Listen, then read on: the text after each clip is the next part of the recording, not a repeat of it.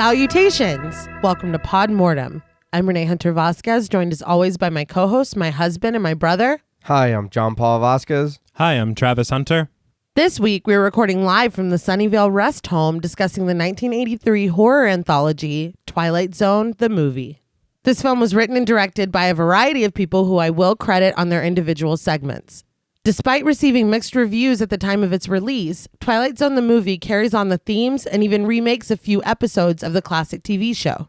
While not all entries of this anthology are widely deemed as successful, and although the film is marred by tragedy, Twilight Zone the movie is beloved by many horror fans. This film was the winner of our April Patreon poll, so thank you to all of our patrons who participated and voted. If you want to help us pick an episode, join us over on the Patreon at patreon.com/thepodmortem. So, what did you guys think of Twilight Zone the movie the first time you saw it? I remember this movie as a kid a lot.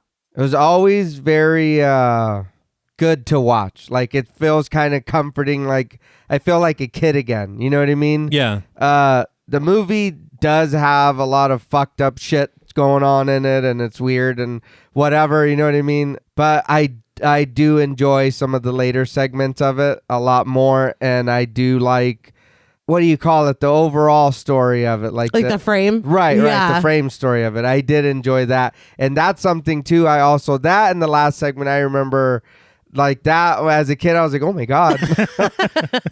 So this is like one of your nostalgic. Right. But I tried to watch it, and like as an adult, watching it as an adult, I'm like, oh my God, there's shit I did. You know what I mean? I clearly didn't remember or absorb as a kid. I was like, I don't know what's happening. You know what I mean? I think I was like, what the fuck? But yeah, this was a very, I don't want to say new watch, but a refreshing watch. Okay. And I do still enjoy this movie very much. I'm glad. I had not seen this film maybe until, or at least remembered seeing the film because I'm sure we watched it as kids. We did. Yeah. I have evidence that we did. Okay. But I didn't really remember that. So watching it like maybe a couple years ago, I was watching it what felt like for the first time. Right. Mm-hmm. I think like all anthologies, it's a mixed bag.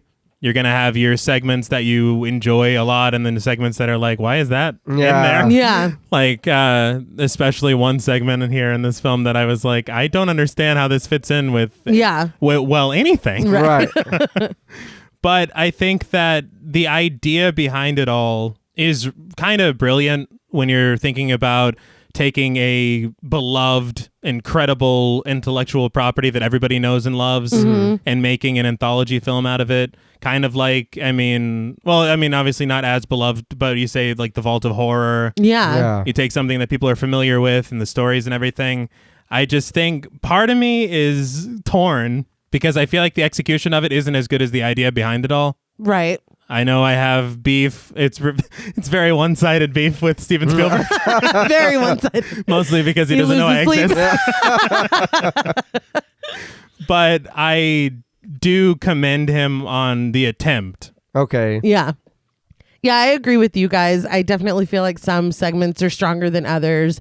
It's funny because the poll on our Patreon was anthologies, and there were a couple that I was like, oh, it's in the bag, like for sure we're going to do those, and I was excited. And then this one, and I was like, I've never even seen this movie. And you guys were like, yes, you have. And I was like, no, I haven't. And then I started watching it, and I was like, oh, yeah, I have. There's an opening, and I mean, we'll get to it when we get to it, but there's something that's said in the opening. We had a family friend when we were very young, and we all watched this together, and it scared the shit out of me. And so whenever he wanted to fuck with me, he would say that, and I would, I guess, run from the room screaming. I don't know. It traumatized me. And as soon as I saw them in the car, it was like, oh, I was triggered.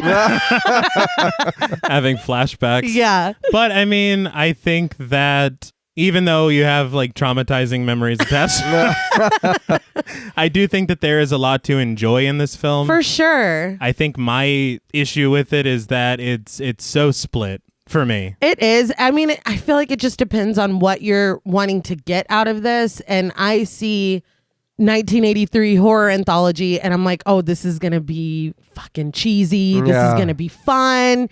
But then you see Twilight Zone, and you're like, oh, this is going to be Twilight Zone. Yeah. So I feel like already like just in what this is, your expectations are kind of split. Mm-hmm. And so some of it is satisfying, and I would say that some of it for me is not fully. Mm-hmm. But as a whole, I feel like it's a lot of fun. And like you Right. said, I love that they did this at all. Yeah. My thing is, I when I think of the Twilight Zone, because I love Twilight Zone. We watched that growing up a ton too. A lot, yeah. I think every tale kind of spins a yarn towards some kind of morality lesson or something, or some kind of cosmic irony that you hadn't counted on, and then it turns You're like, out, oh shit, yeah, you're the monster Yeah. or whatever. You at home, but I feel like some of that was missing here, and they changed a lot of the aspects of some of these stories, because 3 of the stories are just flat remakes. Yeah. Which I read in a Twilight Zone companion book. Thank you for letting me borrow it, Mom. They had said that the idea was to do remakes because they said it would be more marketable, because people know these stories and they'll go see them. That, yeah. Part of me would have loved if they were original stories in the vein of the Twilight Zone, even with little like winks and nods. Right. I think that might have been more successful for me. And all fairness, I mean, we can't talk about this film without talking about the elephant in the room. The tragedy. That kind of not only changed the entire film industry, but changed the trajectory of a lot of people's lives. Yeah. And also made it to where nobody was really interviewed about this film. Mm-hmm. So the background on this film, trying to find any kind of behind the scenes thing, is very difficult. No, it was very because nobody really wants to talk about it, and understandably so. Understandably so. I will say that it does surprise me that this film exists at all. Yeah. After everything that happened. Yeah. But I do regretfully inform everyone that this has not in the slightest changed my mind about Steve Spielberg. Now, before we show this film something really scary, we would like to issue a warning for spoilers. Podmortem is a very in-depth podcast, and in thoroughly discussing horror films, we have no choice but to spoil a thing or two. If you don't wish to be spoiled, please go watch the film, then come back and enjoy the show. If you've already seen the film or don't care about spoilers, then let's fly. So the opening segment is Prologue, written and directed by John Landis. Before the film even properly opens, over the logos, we hear the Midnight Special by Creedence Clearwater Revival. That was a shock. It was, but I'm going into this thinking this is going to be like kind of cheesy, kind of campy, and hearing that I was like, oh, I'm home. Like, this is But it comes up on a winding mountain road where a single car drives down with its headlights on. The car continues down the road while inside, car driver, played by Albert Brooks, and passenger, played by Dan Aykroyd, sing along and dance. I was very surprised to see these two gentlemen. Both of them. No, Yeah. no, Who I'm they loving were. it. I know, absolutely. But I remember this is when I was like, oh, I know this fucking movie. Yeah. I didn't realize who they were when I was being traumatized as a child. Albert Brooks and Dan Aykroyd. Yeah, and I will say that I think that you'd be less traumatized if you I realized knew- who they were. You're like, oh, these guys are, I do respect them for going all out on their names, though. Car Yeah. driver and passenger. Yeah. Yeah, I don't understand. Inventive. Yeah. Innovative. But who's who? Right. I am going to refer to them as Al and Dan just Okay. to make things a little less clunky. Oh, Al, you guys are. Oh, we're tight. Okay. Yeah. Yeah. I call him Brookie, but Oh, you thought that'd be a little yeah, too? I'll keep it professional. But they're singing along and dancing. They're tearing it up before the cassette gets eaten up and the black tape spills out of the tape deck. Are our younger listeners still with us? They're like, so there were the things called phone cassettes. died? Or Right, what? Bluetooth wasn't working? Or what? It wouldn't connect. And then the phone died. Okay. Yeah, Essentially. Okay, now they get it. Right. I will say I laughed really hard because the tape dies, and I can't remember if it was Albert Brooks or Dan Aykroyd, but it goes, let the bit, and it's it's dead silent. It's like, well, that's embarrassing. You're about to belt it out, but They were fucking Yeah, getting they it. were. But Al is pissed. That was a brand new tape. And when Dan suggests that they listen to the radio, he tells them the radio doesn't work. There's no entertainment out here. Dan finally surmises that they're just going to have to talk to each other. When they decide against small talk, as they already have this is when I was like, is he a hitchhiker? Yeah. Yeah, I Because want to he's know. like, I already know where you're from. I felt like it was very not. We talk all the time. He's like, no, I already know where you're from. Right. But I'm sorry, if you're doing a duet with Credence, I feel like you guys have been friends for years. See, that's what confused me. No, Yeah. that's the ritual after the song. They become friends. Oh. Yeah, but the song Right. didn't finish. So, this is are still- you telling me the Midnight Special is friendship? That's what I'm saying. That's exactly what I'm saying. But Al has an idea. He turns to Dan and asks, "You want to see something real scary?" Dan says that he does, and Al says they're speeding along the winding road. Just imagine that one of the gravel beds up ahead knocks their lights out. To get them into the story, he shuts off the headlights, making everything pitch black. He keeps racing down the road, and Dan is immediately uneasy, saying that he doesn't know how safe this is. I know how safe it is. It's not fucking safe. Yeah. Is 0%. But Al continues his joke, saying that there could be nuns on the road ahead of them and they wouldn't even see them. He says that he used to play chicken, seeing how far they could drive up a road like this before one of them, either the driver or the passenger, says stop. Dan asks that he turn the lights back on, and Al does, but only for a moment. He says more pebbles have flown up into the lights and now they're off permanently. He's really building a... Submersion. Oh, there you go. No wonder you're best friends. He taught me that. Dan says that this is dangerous, and finally Al turns the lights back on. Dan says driving like this is scary enough, and Al agrees, saying that he likes it though. He asks if Dan wants to play trivia, TV theme songs, and Dan is down. This whole part of them humming the songs was fucking hilarious to me. Yeah. I'll admit that I was laughing very hard. But as it continued, I was like, did I start the wrong film? So I wonder if this was like improv, or they were like, just this is what y'all need to do. I could totally see Yeah, that. just go with it. I feel like they curb your enthusiasm to them. Right, you need Here's to cover where this. we're Yeah. But get there however you feel. Right. Because there's no way you wrote this down. Yeah. But Al hums Sea Hunt, Dan hums Perry Mason. They keep guessing correctly until Dan can't guess National Geographic, and Yeah. Al's it was very funny. Yeah. I intentionally went and looked up the theme song for National Geographic, and it Yeah. was exactly how he claims. Yeah. And I was dying. And it's his words that he's adding Yes. as clues, I guess. He's giving hints, man. Look at that fossil. Yeah. I was like, dude. I was like, this is fantastic. But then Al can't guess Hawaiian 5-0, but sings along with Dan while he's doing it. As I said, it is hilarious. They finally stop playing, and Dan asks if Al ever watched The Twilight Zone. And I'm sure, T, this is when you're like, oh, this is the right Yeah, I was movie. like, oh, okay. Everything's fine. They hum the theme before reminiscing about episodes, including Time Enough at Last, the Burgess Meredith one. It makes me cry every single time. That is so profoundly sad. Yeah.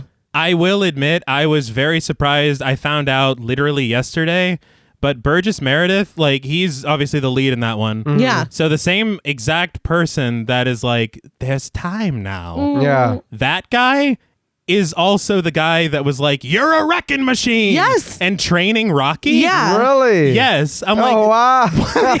what? Yeah. Acting. Exactly. It's like, what range? Yeah. His name's Mickey. Yeah, that helps. Put some respect, okay? I'm sorry, the guy. He's like, I just trained a that guy, boxer. man. No big deal. But fuck me, right? But finally, Dan asks, you want to see something really scary? This was the line that would send me screaming Yeah. from the room. Yes. Al says yes, but Dan's like, okay, but this is really, really scary. He says he can't show Al while he's driving, so he needs to pull the car over, but it's only going to take a couple seconds. I laughed really hard when he said to pull over because he's like, you'll kill us both. So you're not about safety. I'm about safety. Put the car in park. But utterly intrigued, Al pulls the car over. He turns to Dan and tells him to scare him.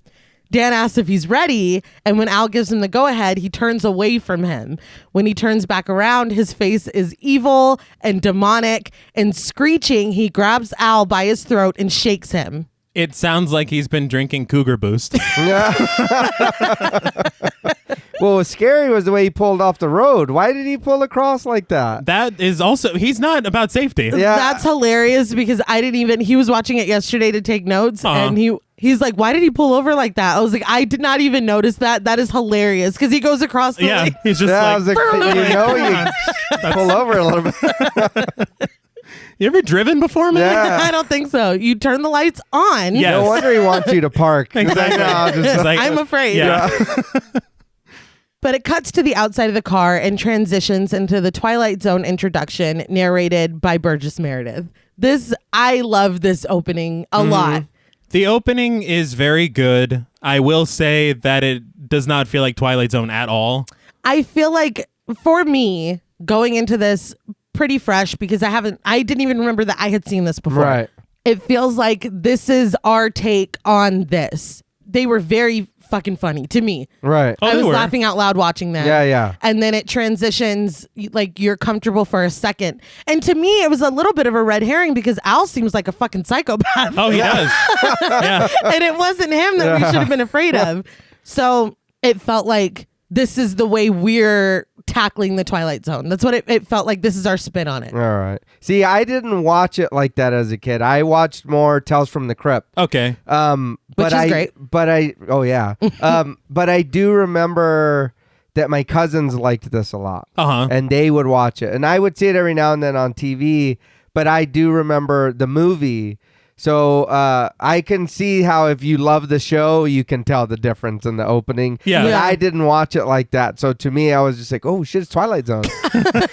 I mean, and it's an attention-grabbing opening. Yeah. It wouldn't, you can't, sometimes things, I guess, don't translate from TV to film. Right. In the right, and especially this time, this opening is so its time Yeah. that it's ridiculous. Yeah. You know, so I mean, I guess my complaint is just that I love Rod Serling. Right. Fair enough. All right.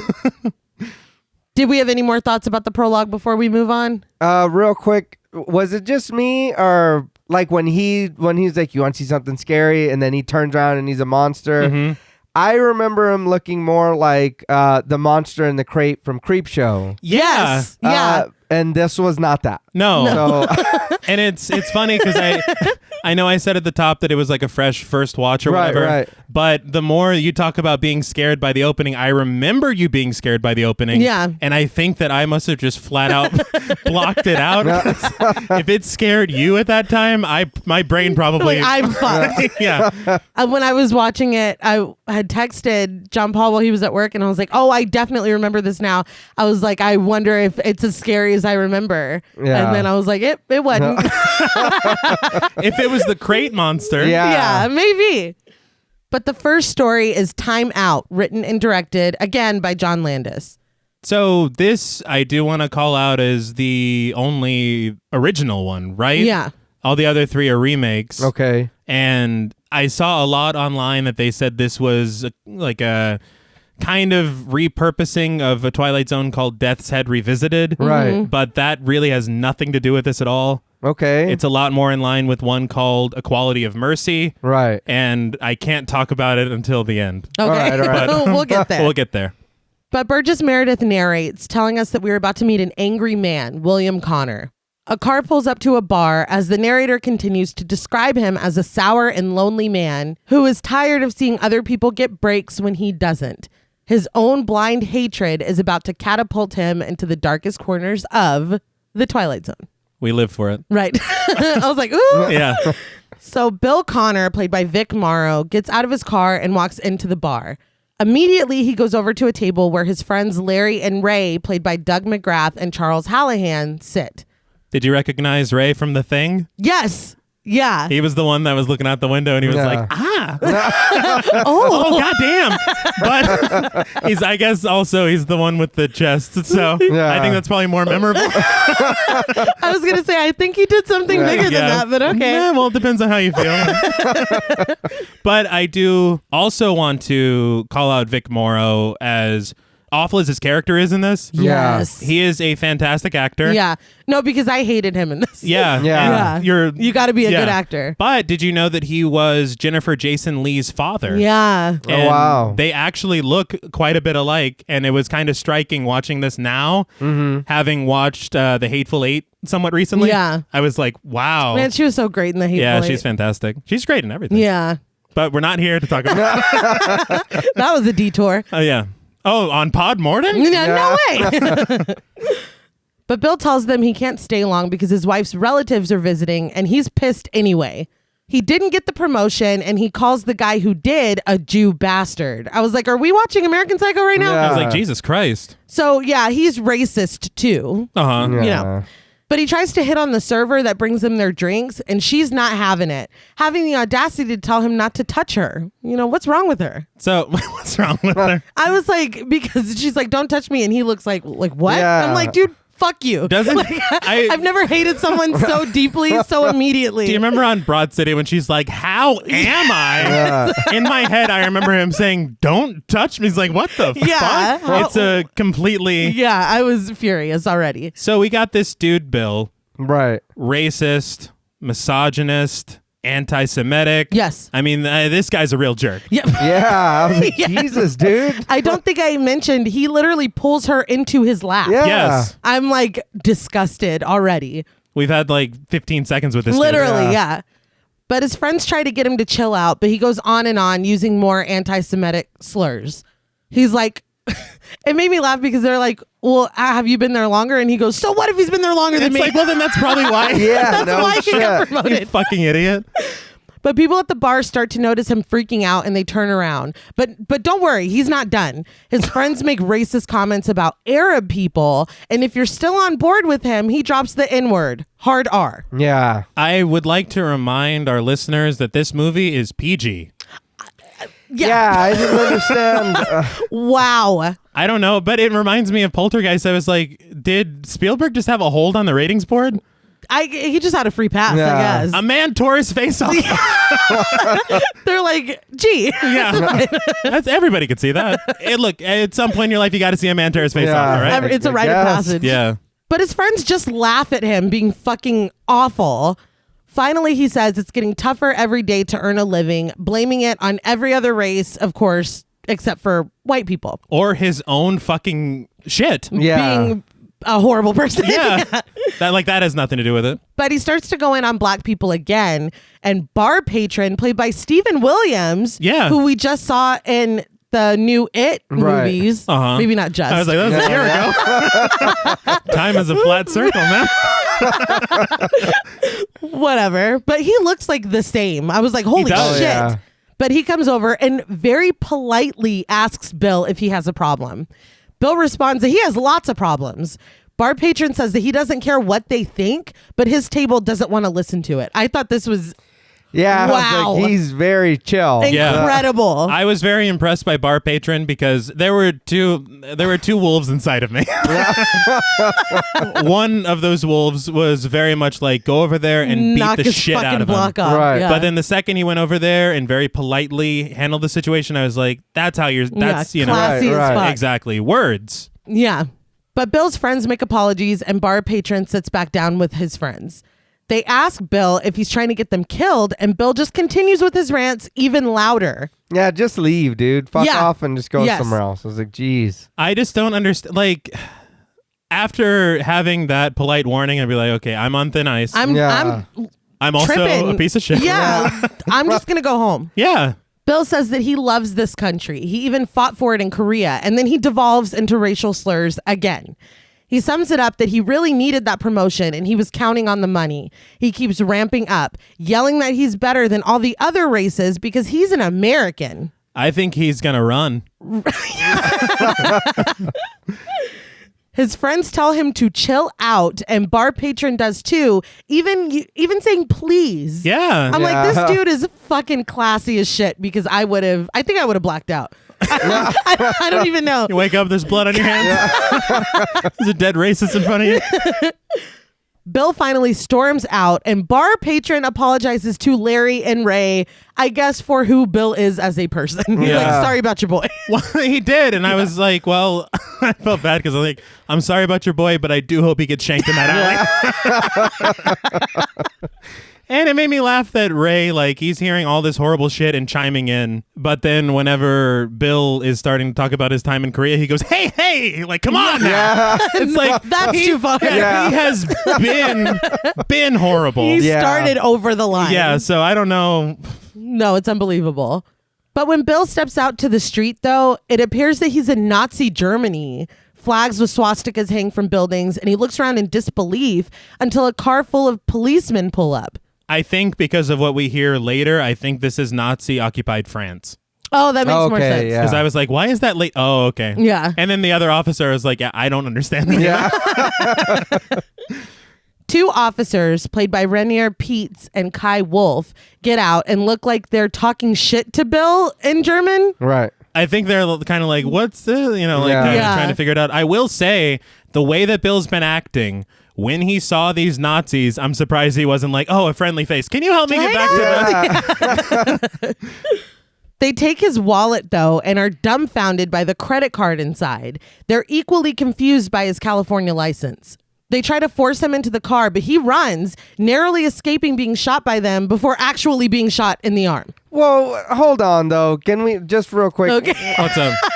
The slap the dude gives him, he like barely, like, I don't know, like he like swung his arm, but there was no force. But it was really weird, like a limp hand he like threw at him. I'm unsure of He was his scared. combat training. Or I guess. I did laugh that he pulls out like his straight up MasterCard. Yeah. And he's like, was Was ist ist das? That just cracked me up. But Bill hides in a pile of trash in the alley, and they walk right past him, guns still drawn. They blow a whistle and run away, and Bill finally climbs out of his hiding place holding his bleeding arm. Like, he was fucking shot. Yeah. When he called out, I was like, oh, yeah. Yeah, that's real. Shit. I did like, he's running from Nazis right now. Yeah. I did find the music to be a little playful. Yeah. Yeah. So on IMDb, it says that it's Jerry Goldsmith. Right. He did the whole film. See, and that's what I was confused about as well, because I've read conflicting things that some people say that he did 3 segments out of 4. Yeah, I couldn't find anybody else to credit with it, and we've praised Jerry Goldsmith a lot for other films, and this isn't bad, but there are moments where the music is very whimsical when I feel like nothing whimsical is happening. No, not at all. The whistles continue and officers continue to yell, so Bill quietly lets himself inside of a building. He goes upstairs, and when he hears voices coming from behind a closed door, he lets himself in. 2 children sit at a table, and a mother, played by Annette Claudier, drops a bowl of salad in surprise when she sees him. I don't know why we needed to see all the salads business. Well, I mean, I'd want to know what they're doing there. Zoomed right in. It's like tomatoes, huh? Interesting. Yeah. He tells her that he doesn't know what's going on and he needs help, but she immediately goes to her window and sees the German police running around outside. She calls to him in French that a Jewish man is here. I looked it up because I was like, what is she saying? Yeah. And when he can't convince her to stop, he just runs out. But he goes out of the room just in time for the police to see him when they're entering the building, and he runs back into the woman's apartment and barricades the door before climbing out of the window and onto the ledge of the building. I will admit that it was kind of funny to me to see him head back in and to see them just sitting on the bed together. Yeah. Because they had to regroup. Like, that was this a is lot. our house, you know? Also, him being on the ledge is giving Cat's Eye. Yes. Which is the film that I thought was going to win the ball. You're like, hint, hint. The woman cowers on the bed with her children while the police break the door down. They try to reach Bill on the ledge. One policeman even falls, maybe to his death. Dude, I don't. Ground below. I laughed so hard because like he steps out for not even he gets 1 foot out and fucking banana heels it. Just auf Wiedersehen. And this is probably the most inconvenient ledge for trying to get away from people. Oh, yeah. Yeah. Because you literally, it's not even a foot. It's like 6 inches of windows on both sides.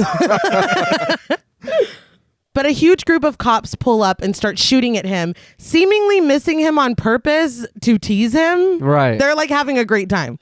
But Bill screams as he twists away from the gunshots and ends up falling off of the building. He doesn't land on the street, though. He lands in dirt. And when he turns around and looks up, he's surrounded by KKK members, two of which, played by John Larroquette and Eddie Dono, stand in the forefront without hoods on. He's like, guys, thank God you're here. These Nazis are chasing me. But they identify him by calling him the N-word. Again, hard R. PG. Yes. Yes. Before grabbing him up and dragging him to a burning cross. They spot his gold watch and steal it, assuming that he stole it. Really adopting the mentality that fucking Bill had at the beginning. Bill protests that he didn't do anything wrong, but is told that he's going to be hanged. They throw more anti-black racial slurs at him, but he protests that he's white. They hit him and throw a noose up onto the tree branch. This was like, kind of made my stomach hurt. Yeah. I got to admit, I did not anticipate this at all. No. And it kept going, and I was like, how much longer? Can we cut? How much longer Can we go back to are we going to be in the South? Like, it was a lot. Very uncomfortable. But this is all that bullshit he's talking about. Absolutely. It's like, dude. Yeah, no, 100%. And can I say, after what he just experienced about 30 seconds ago in Nazi-occupied France, and then he pops up here, which, by the way, great transition with that fall. It was really, it was that really, was very really good. But he has not the time to realize or have any introspection about himself. He's still using the shitty ideology. But I'm white. His defense is like, you guys don't get it. I'm white. Yeah. It's absurd. Yeah. But Bill continues to fight until he kicks one of the KKK members, causing them to domino into each other and for one of the hooded men to be caught on fire from the burning cross. It's a great visual. It is a great visual. I loved doing it in GTA 5 as well. Any film where a Klan member gets lit on fire and burns alive, It's a beautiful sight. Earns a couple points at least. For sure. Yeah, this movie is sitting on 2 already. Yeah. I think every film should probably start doing it. Find a way. Yeah. Do better. Turning red. He lays on the ground screaming as they put out the fire. But Bill just takes off, running down the street, holding his still bleeding arm. Like, he has been shot. Yeah. He got shot back in the 1940s. That's Your body can't heal that yet? Jesus Christ. Wow, Bill. I thought you were superior. But the KKK comes after him with dogs, guns, and torches. Bill finally comes to a dock and jumps into a lake. They clearly see him swimming and open fire into the water. There was, I don't know if there was like a fight that we missed or something, but I rewatched it last night and I will admit I was very tired. But I'm like 99% sure that one of the Klan members, after he escapes in the water, is like holding his dick. Well, he did kick one of them. Was so that maybe I don't know. Okay, but I was like, that's weird. We're fighting, man. We're fighting. Yeah, he's like, what? Yeah, sorry. Wires crossed. I gotta switch gears. He's one of the kids from Silent Night, Deadly Night. He's all fucked up. It's all tangled. But Bill dives under the water to avoid their gunfire. When Bill comes back up, he's no longer in the lake being shot at by the KKK, but in the jungles of Vietnam. He hides when he hears voices calling, and men run by him, but a snake swims right up into his face. And Bill is just like stricken with horror, but the snake then just swims away. I was like, why are we doing this? I guess, I mean, it's bad out here, man. Fucking bite him in the face. Yeah, I had hoped, but an American Army troop wades into the water, smoking and playing Purple Haze by Jimi Hendrix on their radio. I'm like, aren't y'all supposed to be keeping a low profile? Yeah, it's like, it's like, all right, shit. But it did make me laugh because I'm like, well, it's usually Fortunate Son. Yes, it is. But we did have some CCR already. Yeah. Like, we don't want to double up. We'll switch it up. But when he hears this, Bill comes out of his hiding place. They tell him to stop and point their guns at him, but he keeps running toward them, happily proclaiming that he's an American. Again, how have you not put together the pieces of this puzzle yet? After, again, all you've been through. It's happened twice. Yeah. It's like this time. Third time's a charm. But the troop immediately opens fire, literally firing in every direction, and Bill is no longer there. So I learned, because you see the leaves get ripped to shreds. Yeah. I learned, according to Richard Sawyer, he was the production designer on this, on Cursed Films, he said that they pulled Vic Morrow out of the shot. Like you see him kind of rush away. Yeah. And John Landis insisted on them using real bullets. Oh, wow. Oh, my God. Like it's Why? it's just this weird era of Hollywood at the time where it's like you can get away with It fucking was a fucking free-for-all. It's Yeah. so appalling to even think about. and like beyond dangerous, first of all. But when you think about that now, that like literally, if you heard in 2022, oh, we pulled an actor out of the way and then fired real bullets, like where they were to like not even a second ago, that director wouldn't work anymore. Never again. Like it would be done. But in 1983, I don't know what was going on. And that's not that long ago. No. And I have to say, I wish that was the most dangerous thing that John Landis did on this shoot. But We'll get to that in a minute. we will continue. One of the men calls out that he told them they shouldn't have shot Lieutenant Niedermeyer. I don't know what that means. Yeah. I found out what that means. Thank you. In Animal House. Oh, which John Landis did. Yes. At the end, everybody, it's one of those 80s movies, and so it's almost like on the end of Mallrats where it's like, fucking Jason Lee is hosting The Tonight Show now, or whatever.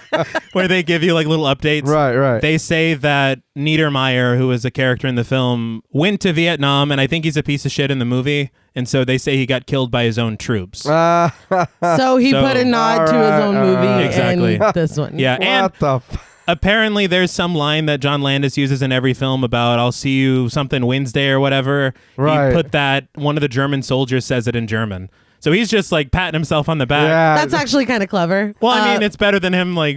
Not that we stand John Landis in No. this house, but yeah, I was like, what the fuck? I guess if you haven't seen Animal House, it really just made no No, fucking it doesn't. sense. And now all my homies hate John Landis. But they shush him, and another man pulls a grenade from his pocket and tosses it over to where Bill was hiding. Was it a real grenade? And I wouldn't be surprised at this I don't point. even know. But it explodes, and Bill is blasted back to, I guess, Nazi-occupied France.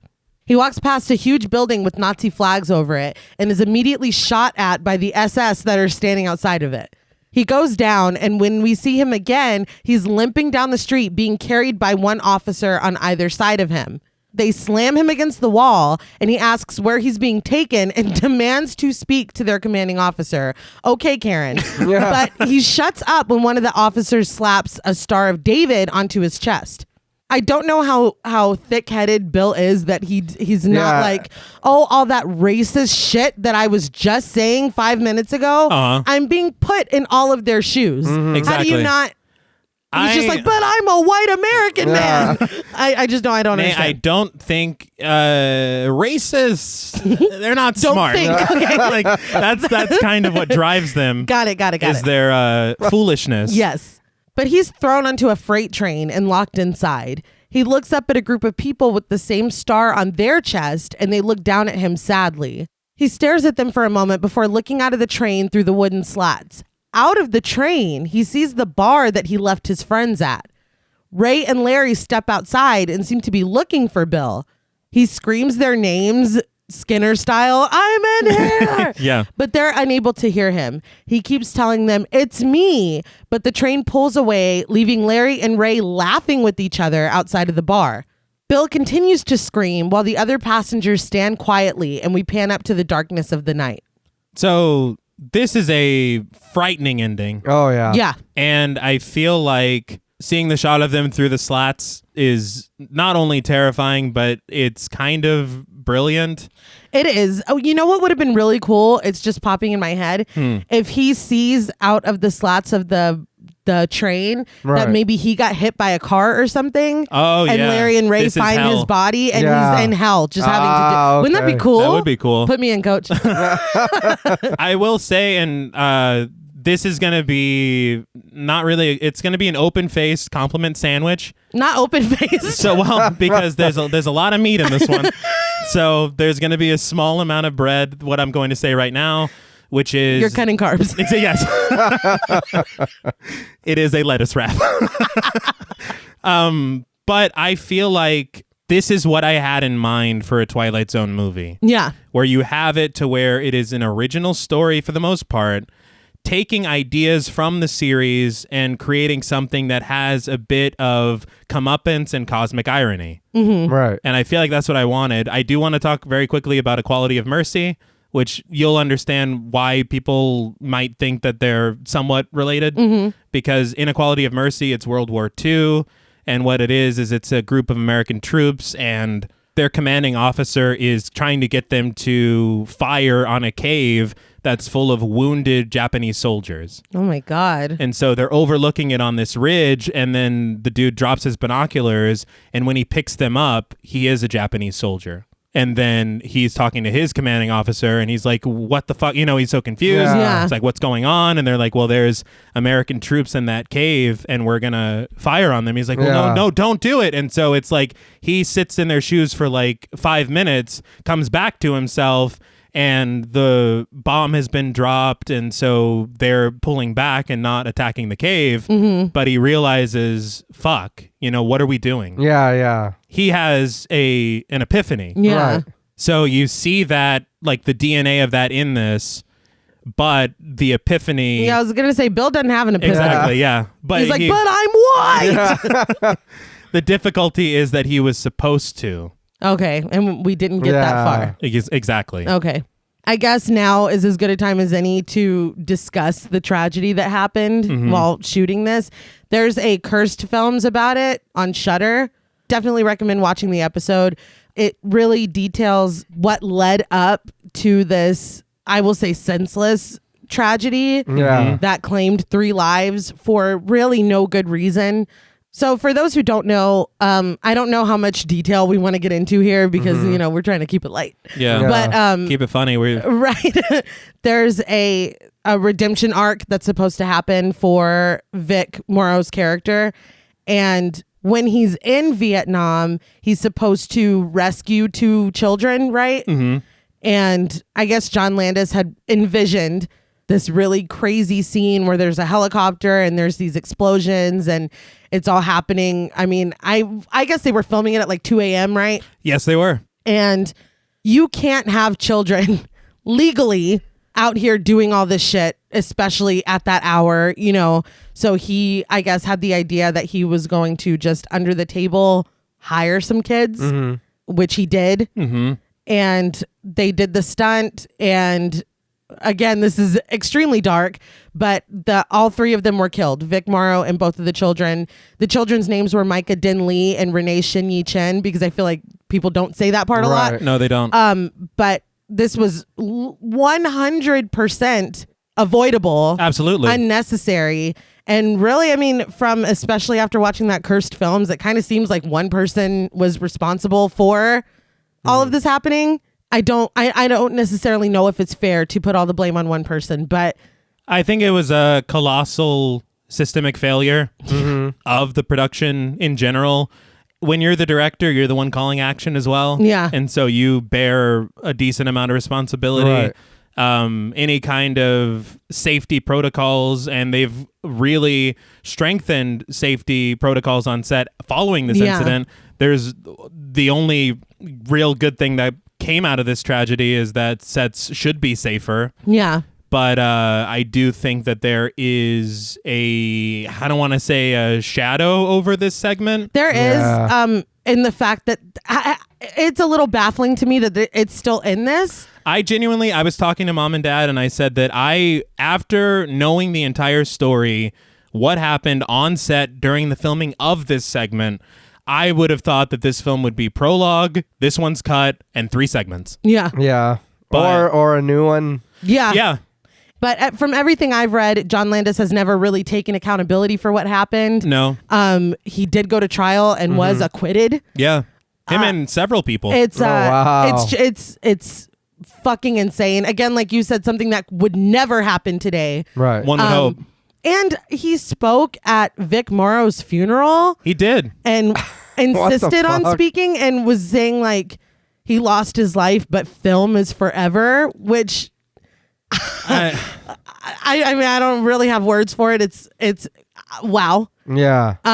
All my homies hate John Landis. It's crazy. I mean, I feel we couldn't just do this and not talk about it. Right. No. I also don't want to spend too much time talking about it because I'm surprised that it's in this at all, but I'm also surprised that it's the first segment. Yeah. I don't know. Well, from what I understand, they filmed the prologue, then they filmed this one, and obviously what happened, and then they had to come back and film the other 3 segments. According to Joe Dante in that Twilight Zone companion book, he had said that if Steven Spielberg wasn't involved in this production, the entire production would have just been shelved. Oh, wow. That makes sense. They said that makes sense. that Warner Brothers just really wanted to release a Spielberg film. And so they came back and finished everything. And there is I don't want to, be kind of like a dick or anything, but there is almost a feeling of lackluster involvement in Spielberg's segment, which kind of makes sense. It's not on par with what he's done in the past, I would say. And you can kind of understand why. Yeah. But at the same time, it's just like, shit. Yeah. But, I mean, we can leave it there. We can say rest in peace to Vic Morrow, Micah Dinley, and Reneé Shin-Yi-Chin because Absolutely. senseless and utterly tragic, just unimaginable. Yeah. I think the thing that is very upsetting is that obviously none of this needed to happen. But if that part would have been completely left out and we take that out of the segment completely, it's fine without having done any of it. That's what was fucked up to me when I was watching this. Knowing what happened, you didn't even need that. Yeah. It just sucks. And I'm sorry if you didn't know about that, because when I was thinking about it the entire time I was watching it, and I think you can't, if you know. Yeah. So I'm sorry. Yeah. So the next story is Kick the Can, written by George Clayton Johnson, Richard Matheson, and Josh Rogan, and directed by T's BFF, Steven Spielberg. Wow. I like that you just call him Steve. Well, it's not about... Maybe it is about disrespect. I haven't seen Jaws. Maybe that'll change my mind. But I will say that I do commend him on bringing in George Clayton Johnson and Richard Matheson on this because they were very prevalent writers on the Twilight Zone series proper. Right. And so for him to bring them into the production is like a show of respect for that you don't that have I'm not giving. But Burgess Meredith's narration comes back to tell us that it's said that where there is no hope, there is no life. He provides evidence in the form of the residents of the Sunnyvale rest home for whom hope is just a memory. But, he says, hope has just checked in as an elderly optimist who carries his magic in a shiny tin can. Okay, that's giving a lot away. Usually Rod Serling was a little more subtle. I think this one's going to be really scary. Yeah. Oh, yeah, I'm horrified already. But inside the Sunnyvale rest home, a man teaches a group of elderly people about what each vitamin does for the body. A lot of them do not seem to care. Mr. Mute, played by Peter Bracco, even blows bubbles, but most of them perk up when he says that vitamin E can help them maintain a healthy sex life. They're like, what was that? No, that caught me off guard. Vitamin what? Is he fucking Grandpa Simpson? With the tonic. Revitalizing tonic. I was like, oh my God. Did you know that STD rates in nursing homes are No, they be fucking. Well, they what do. else they got to do in Right, there? let them enjoy themselves. Matlock, I guess. A couple of the men are distracted by the sound of children's laughter outside. Mr. A.G., played by Murray Matheson, tells Mr. Bloom, played by Scatman Crothers. Yes. I was very excited to see Dick Halloran. Dude, and he's just a couple years removed from The Shining. Yeah. I read somewhere that Spielberg visited Kubrick on set. It might have been Entertainment Weekly, but I think that that's where he met Scatman Crothers and wanted to cast him in this. All right. And we love Scatman Crothers. Yeah. But Mr. A.G. tells him that the man standing outside is Leo Conroy, played by Bill Quinn. He says that Leo's son is in real estate, and we look out the window as Leo follows his son and daughter-in-law, played by Alan Halfrecht and Cheryl Socher, down the walkway. He carries a suitcase in each hand and reminds his son that he told him he could come visit this week. But his son's like, oh, this is bad timing this week. Sorry. His daughter-in-law says they have to go now because they're late for a game. And Leo's son tells him again, maybe next week, before kissing him on the cheek and leaving with his family. Poor guy, man. Yeah. It's like, Very God damn. sad. And I love, he's like, bad timing, but let's go do something that we really don't have to do. We were going to catch a movie, so. Like, maybe wait. No, Yeah. it's like, He had his Christ, suitcases. yeah. It's so fucking sad. And if you told him, you're the asshole. Yeah. Why would he pack if he wasn't told? yeah. But back inside, Mr. AG tells Mr. Bloom that every second Saturday, Leo comes down with those suitcases, and every second Saturday, he goes back upstairs and unpacks them. Later, Leo walks through the recreation room where everyone else is having a good time. There is one thing I do want to call out about Leo standing there with his suitcases. Mm-hmm. When he's standing there appears to be a piece of litter behind him. Looks suspiciously like a can. And then it's and gone. then it's gone. Yeah. And so what I thought was they were going to be more in line with the TV show Kick the Can. Mm-hmm. The TV show episode of the Twilight Zone Kick the Can. Yeah. There wasn't a TV There was. show. That was a game It's show. called Kick the Can. It's very easy to win. But no, they really went their own way with it. And for me, I'll just flat out Well, maybe say, at the end you can refresh us on the Twilight Zone episode and we can see what's different. I will. But Leo yells that the kids outside need to keep it down because they're old and they need their rest. Mrs. Dempsey, played by Helen Shaw, rebuts that they're just kids and they're having fun. In fact, she wishes she could go play with them. Mr. Bloom smiles and asks why she doesn't, and Leo interrupts, because she's old. I'm like, God damn. we get it. Yeah. We're all here. We are dude. old. Yeah. But Mr. Bloom tells Leo that you're never too old to play. He says that when he rests, he rusts, which I thought was cute. Pretty good. Leo asks if this is his first time in an old folks home, and Bloom says no, he's been in 6 or 8 of them. He bypasses Leo and asks Mrs. Dempsey if she could go out and play with them tonight, what would she play? Mrs. Dempsey says she used to love all kinds of games, especially Jack's. Mrs. Weinstein, played by Selma Diamond, chimes in that she was the elementary school Jack champion. Mr. Weinstein, played by Martin Garner, watches Jeopardy with Mr. AG and plays along, but gets annoyed when Mr. AG keeps giving correct answers while he's still thinking. Sorry to derail the episode of Jeopardy, but I did want to call out Murray Matheson, who's Mr. playing Mr. AG. AG. He was the clown in the Twilight Zone episode 5 Characters in Search of an Exit. Oh, shit. Oh, there I you go. love that one. It's a great one. Oh, it's so good. But yeah, so again, being reused from. Yeah. That's very cool. Oh, yeah. I like that a lot. And I will say that I would be a little suspicious about Bloom after saying that he's been to 8 different nursing homes. Yeah. I'd be like, what happened, man? Yeah, that's what I was like. Damn. You've been Yeah. kicked out or what? No, we asked the questions. Like, I'm very concerned. But Mrs. Dempsey says that if she could tell her body what to do now, she would dance. So Mr. AG goes over and asks her to dance with him. She's thrilled, but when she tries to get up, her back hurts.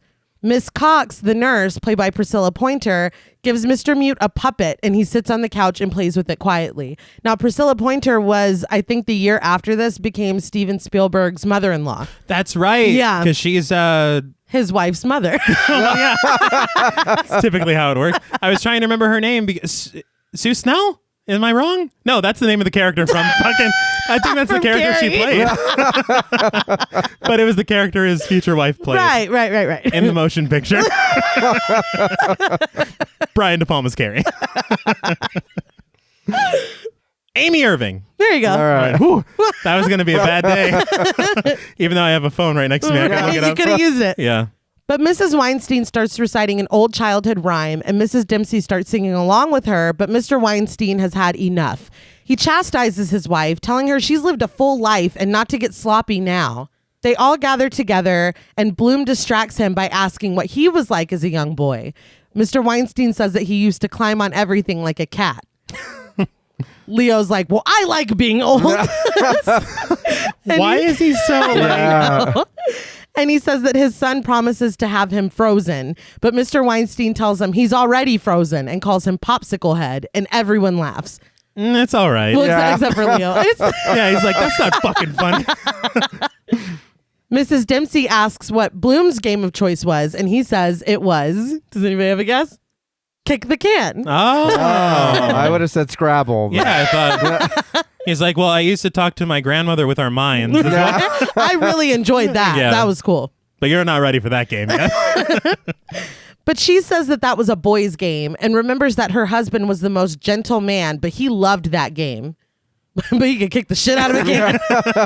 Put a can in front of him. God damn, I didn't recognize him.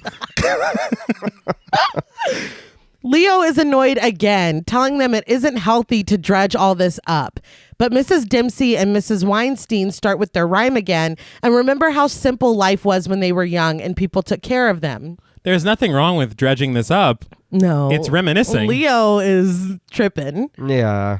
But Leo says that they take good care of them here. Mrs. Dempsey says that she had toys and friends when she was young. But Leo's like, you have toys here to last the rest of your life. What? Yeah. He's like, you see that puppet that Mr. Meat has? But he says that Bloom is just trying to make friends by stirring everyone up. Bloom says that the day they stop playing is the day they start getting old, start watching the clock and waiting for the days to count down. He says they always used to have something to look forward to, another day, another summer, another game of kick the can. He laughs and everyone laughs with him except Leo. Bloom starts upstairs and asks who's down to play a game of kick the can because he's getting one together. I laughed very hard because he says, kick the can, and they all laugh. And then it looks like he's just leaving. Yeah. I was like, oh, I guess that's it. He's like, well, You're supposed to leave them laughing. yeah. Following the rules of show business. Well, that's my time. Yeah, thank you. Tip your Tip your waitress. Yes. But Leo is furious. How dare he ask them to risk what little rest of life they have to go out and play? He's making everyone sound so brittle. Yes, I don't care how old you are. You can probably kick a can. probably. Yeah. It's an empty can. Yeah. It's not full of soup or anything. Like I'm 30. Which would I weigh break a it down. toe. Yeah. But Bloom reminds Leo that life is a risk, and he's not asking anyone to do anything that he's not doing himself. He says that maybe if they play, they'll get a hold of the magic they've been missing. Again, this is a little heavy. Yeah. I'm like, what? Maybe something might happen. But Leo says that their bones, lungs, and hearts are all old. Mrs. Dempsey says that the nurse will never allow them to go play because it's against the rules. But Bloom's like, did rules ever stop you when you were a child? He takes a can out of his vest pocket. Okay. It's a big ass can. Yeah. That was probably very uncomfortable. He's just sitting there. What's that lump in your shirt, man? Well, later I'll tell I'm you. getting the game together. Yeah, I'm building to it. He starts polishing it. He says that this old man still has a little magic left in him, and he promises everyone that he will all make them feel like children. Sorry? I'm going to be honest at this point, because they've already taken it in a different direction. I thought Bloom was the devil. Okay, All right. John Paul, we were going back and forth about this last night, Yeah. and we'll talk about it at the end. Okay. Yeah. Because I got judged for what I thought was going to happen. Okay. Wow. But Leo, ever the optimist, says that Bloom is making promises that they're not going to be able to keep. For the optimist. But Bloom says he wants to see Mrs. Dempsey dance, and he wants to see Mr. Weinstein climb. They're going to break the rules, and they can't have anything taken from them that they haven't lost already.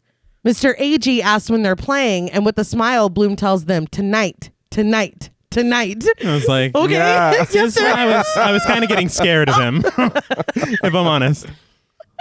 You've got a real weird energy Yeah. right now, dude. I know you're new here, but man, But Leo's like, well, don't bother waking me up. He's like, bitch, nobody wants you to come Yeah. play with you're not us. invited. So Yeah, no shit. You can't sit we with weren't us. going to. Bloom heads upstairs, and everyone but Leo watches him with a smile on their face.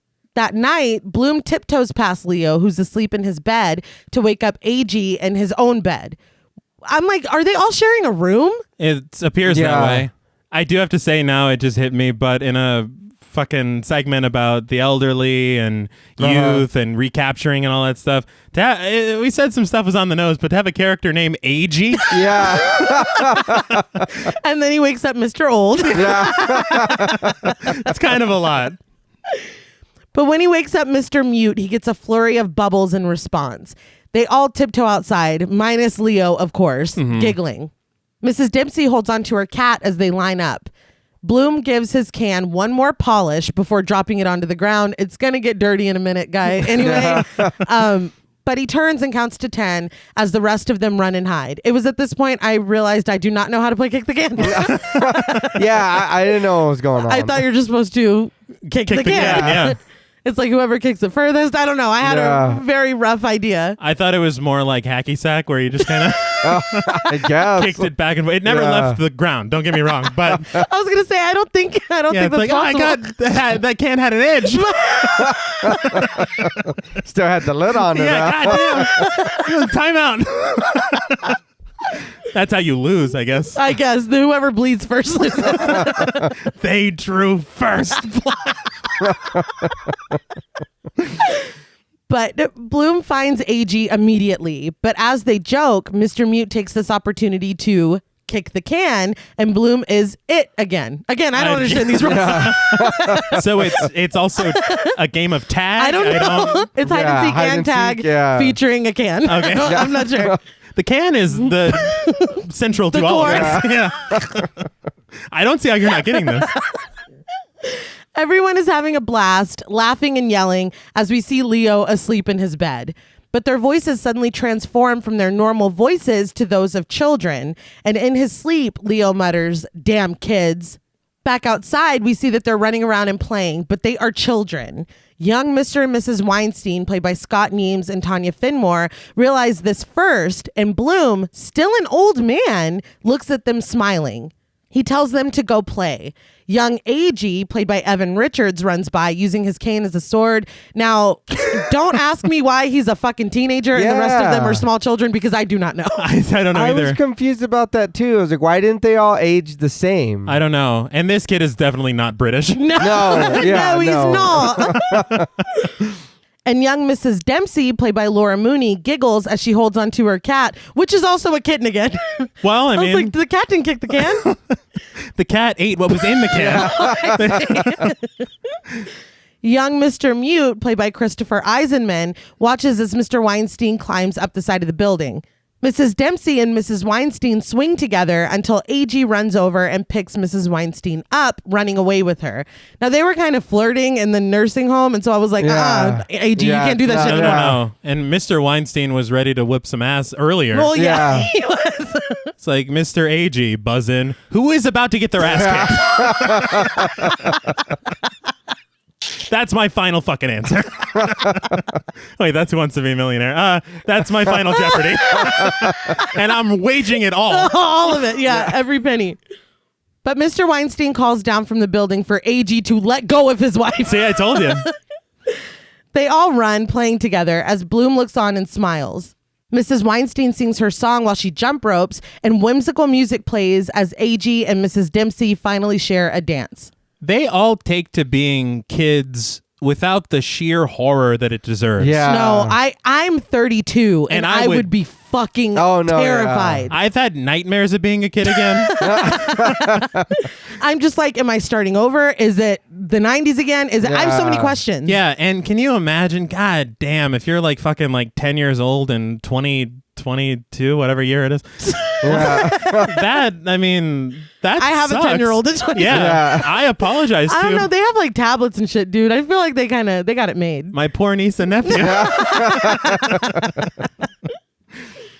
Bloom takes a seat and watches them, applauding and smiling. AG runs over to him and says that he doesn't mean to seem ungrateful. I don't mean to seem ungrateful. It's like a stage production. Yes. But he wants to know why Bloom didn't go with them. Bloom admits that he learned a long time ago that he only wants to be his true age and just try to keep his mind young. This is where I almost thought it was going to take a sort of Pennywise turn. Yeah. Because you have this old man who is seemingly going to he's been to 8. Right. Yeah. And if he's like tricking these old people into being young again, and it's very easy to do because youth is very enticing. Exactly. Right. And now that they are youths, now he can eat them. Well, he's like, all right. You know? He tells them that all their wishes came true and they're children again with their whole lives ahead of them.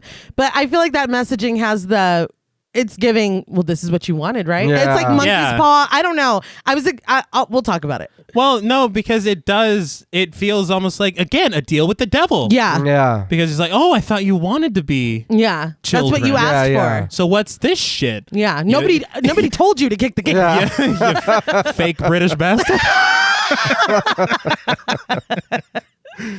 But Mrs. Dempsey whines that it's cold and she asks who's going to take care of them. Mrs. Weinstein says that she and her husband can just go to their son and tell him who they are. AG tells them to think everything over. Being young again means having sex again. I'm like, No. dude, these are babies. Yeah. Dude, he goes, I'm trying to remember the exact line, but he's talking about like all the stuff that they can do as Yeah. kids. And he's like, we're talking about sex? And I'm like, no, we're not. Nobody Nobody's your age here, dude. Yeah, It's no. already- Nobody wants it. And then he winks. Yeah, you need to chill. Yeah, Yeah. this dude, and put a fucking shirt on. Yeah. You don't need to be blasting them nips. Like nobody's. I just don't get it. And I laughed out loud because I was like, oh, so I guess Mrs. Weinstein just always talked like that. Yeah. We'll go to our side. It's like, Yeah. oh, you're You're a little speaking girl. like an old lady. Yeah. I'm sure they just were like, be like her. Yeah, Copy probably. her. But Mrs. Dempsey is heartbroken. Her husband isn't here, and now she'll never meet him.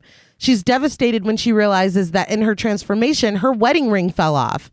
She didn't ask to turn young again. She only wanted to dance. She can still be old and dance, which that is all she asked for. That's Yeah. very true. Mr. Mute says that he's not going to school again. Mrs. Weinstein remembers her father's death and seeing Haley's comet when all the kids were told to go outside. She says that she doesn't want to lose all of her loved ones again. This was confusing to me because aren't they young again now? Yeah. Or are they starting over? Like, it's all very muddled. Wait, but then what? Does that mean their family? But then that would mean she Yeah. can meet dude again, not the boxer, whatever she said. But she can Yeah, meet him. no, her Jack husband. Dempsey, not the Yeah. boxer. Yeah. So, But now she's saying, like, in this timeline, he's already dead and I'm young again. Yeah. But then Mrs. Weinstein's like, now I got to see my father die again. It's like, no.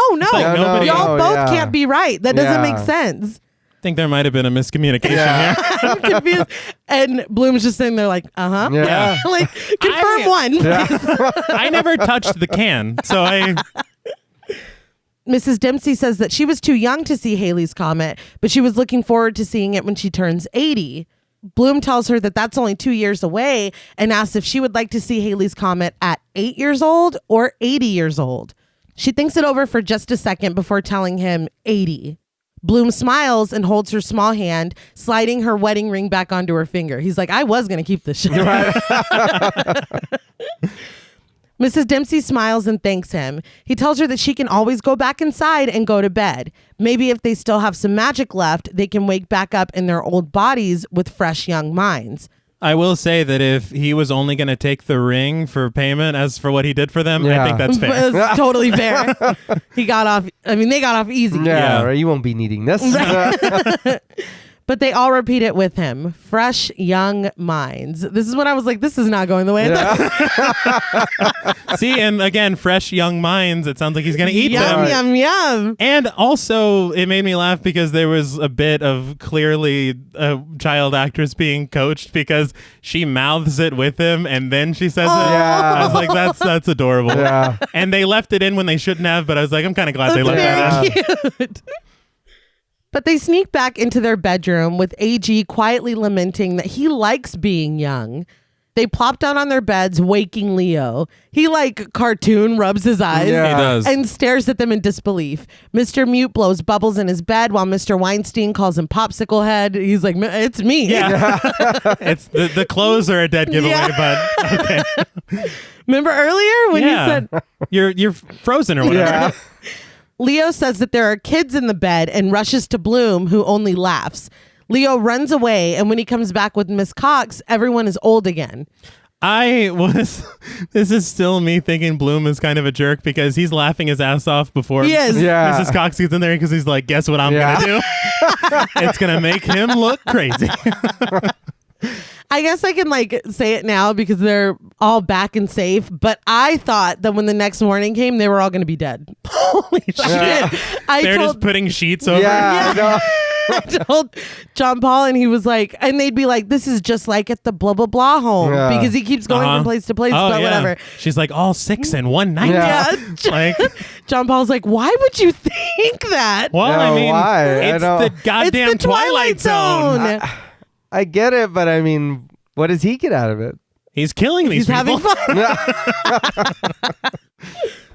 But Miss Cox looks at Leo with a smile, who insists that they were all young. She tells him that they're old now, but at this moment, AG pops out from under the covers, still young. Yeah. And then he does a fucking sick backflip over to the window. All right, quit showing off. This is. I was an acrobat. Miss Cox yells at him for coming in here and scaring all of them. She calls him a ragamuffin. Which is just fantastic. But Leo pushes past her, walking toward AG with an expression of disbelief. Which I'm like, how does he recognize him? But Miss Cox doesn't. But whatever. Yeah, that's true. Yeah. Isn't he like your patient? She's like, child, get the fuck out of here. Yeah. Like, I don't, but you whatever. little ragamuffin. It's like, come on.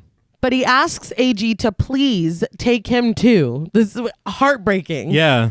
It's like, you were the one that said you loved being old. They're lighting his eyes like Dracula. Yeah. It's very sad. They're like, and this is where the tears go. But AG's like, I can't. He says that Leo will have to stay here with himself.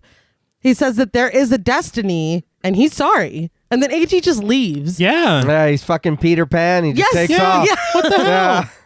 Inconsiderate. He's like, tally ho. He's Dude, just, just leaves. I laughed so fucking hard though because Conroy is just gutted at this happening. Yeah. And then you hear AG outside. It's wonderful being young again. I'm like, dude, you're rubbing it in. You don't have to do all that. I bet Conroy would enjoy this. A little salt for your wounds. Right. You can think it. You don't have to say it. You don't have to scream it into the No. night. And he's flying. It's like, what the fuck? Where did he learn to do that? That was in the can too? God damn. But with his eyes full of tears, Leo says that he's ready now. AG's voice echoes, like he said, yelling how wonderful it is to be young again. That is fucked up. Everyone gathers around Leo, holding him as they stare out the window until Miss Cox closes the curtains. Later, Leo is outside alone playing Kick the Can. Bloom steps. I don't know. I guess he's not playing. He's just kicking a can. Yeah.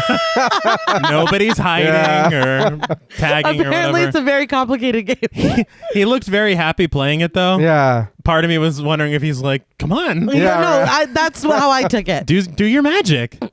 Bloom steps outside with his bags, turns to us with a smile, and says, he'll get it. And when you say turns to us, Yeah. he No, looks, the camera. Yeah. he looks downlands. He was talking to me. Yes. Don't worry, Nay. He'll get it. We see the old folks bustling with new energy now, making plans.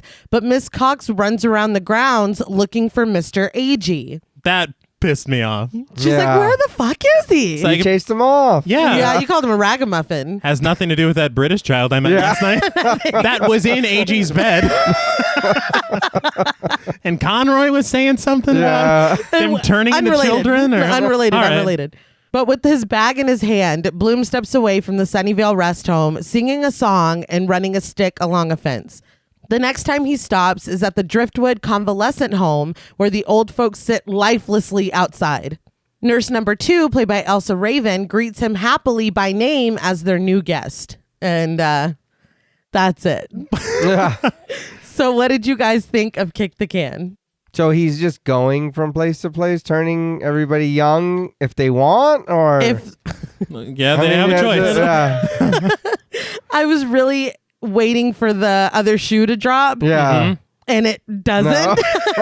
I feel like this is it's a very I guess Spielberg story. Right. I just don't know that it has its place in a Twilight Zone film. And especially the massive fucking pivot from what we just saw Yeah. in the first segment, Yeah. where there's slurs and like serious implications. Yeah, Right. maybe the order It's makes very it even weird. more. Yeah. Maybe if you have to have this one, do it first and then let them get darker and darker. Yeah. I don't know, but I was like, that was cute. Right. Like I thought it was a cute But story. it just feels like a random short film tacked yeah, it's into just the. like okay. Yeah. I mean, I am here for Scatman Crothers. Right. I appreciated Absolutely. that. So it's still like charming and I appreciate seeing him and it's a cute little story, but yeah, I was like, okay, but who's gonna die? Like he's the devil, right? Yeah, of like, course. I was waiting and then it never happened. Well, And he's just going to the next one. would you like to hear about the original? Yeah. So Mr. Bloom doesn't exist. He's not in the story at all. Okay. All it is it's an old folks home. A guy named Charles, his best friend is Conroy. Charles sees these kids playing with the can, and then he takes the can. He realizes... He takes the can? Yeah, he's like, give me that fucking can. No, he's not. But he gets the can, and he realizes that he can feel young if he acts young. And so it's trying to get all the other people in the old folks home to join him. Right. But Conroy, of course... I was going to ask, is he still an asshole? He's not about it at all. But one night, after he convinces everybody, they trick the nurses, they sneak out. They're out playing, and Conroy wakes up, and he hears children out playing with a can.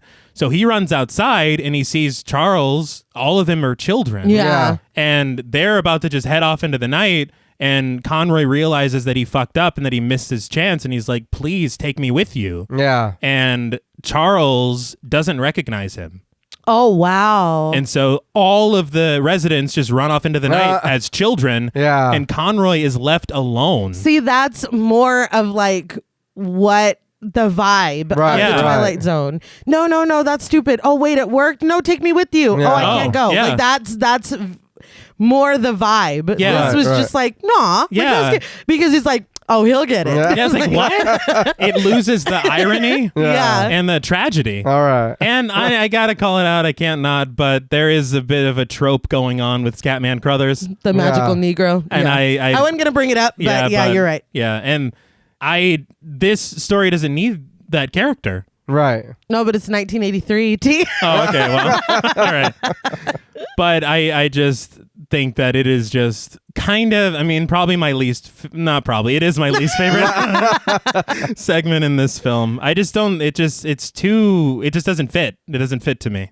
I just figured because it was had like a supernatural to it that it was fine. You know what I mean? And it does have that. It does. It has the little magic or whatever. So I was like, okay, maybe this is kind of just, it's not a normal thing. You know what I mean? So I was like, okay, different dimensions, whatever. I was like, so I guess it fits in. I mean, it is odd to have this such a, I want to say feel good, but it's, No, it but is. dude still kind of got, you know what I mean? But he was happy with the can at the end. Yeah, I guess. No, and he'll get it. Scatman Crothers He told told me you specifically that he's gonna get it. He's like, tell your brother and your husband. It's fine. Well, Laura. Yeah. I mean, I also read somewhere, I can't remember where, but they had said that originally Spielberg had thought of doing The Monsters Are Due on Maple Street. Oh, I love that one. And I feel like that would have fit better. You got the paranoia. Yes, Right. I You love know, that one. It's not that one is... Well, no, I think it's a better story. Yeah. It's on, and it's, again, if you're doing these remakes simply because everybody recognizes them, Right. Monsters Are Due on Maple Street is one of the most well-known. Yeah, it is. But, I mean, they also said that he shot this in 6 days. I believe it. Yeah. So, I mean, Right. they're trying to get through the production. Yeah. So I can't be too harsh.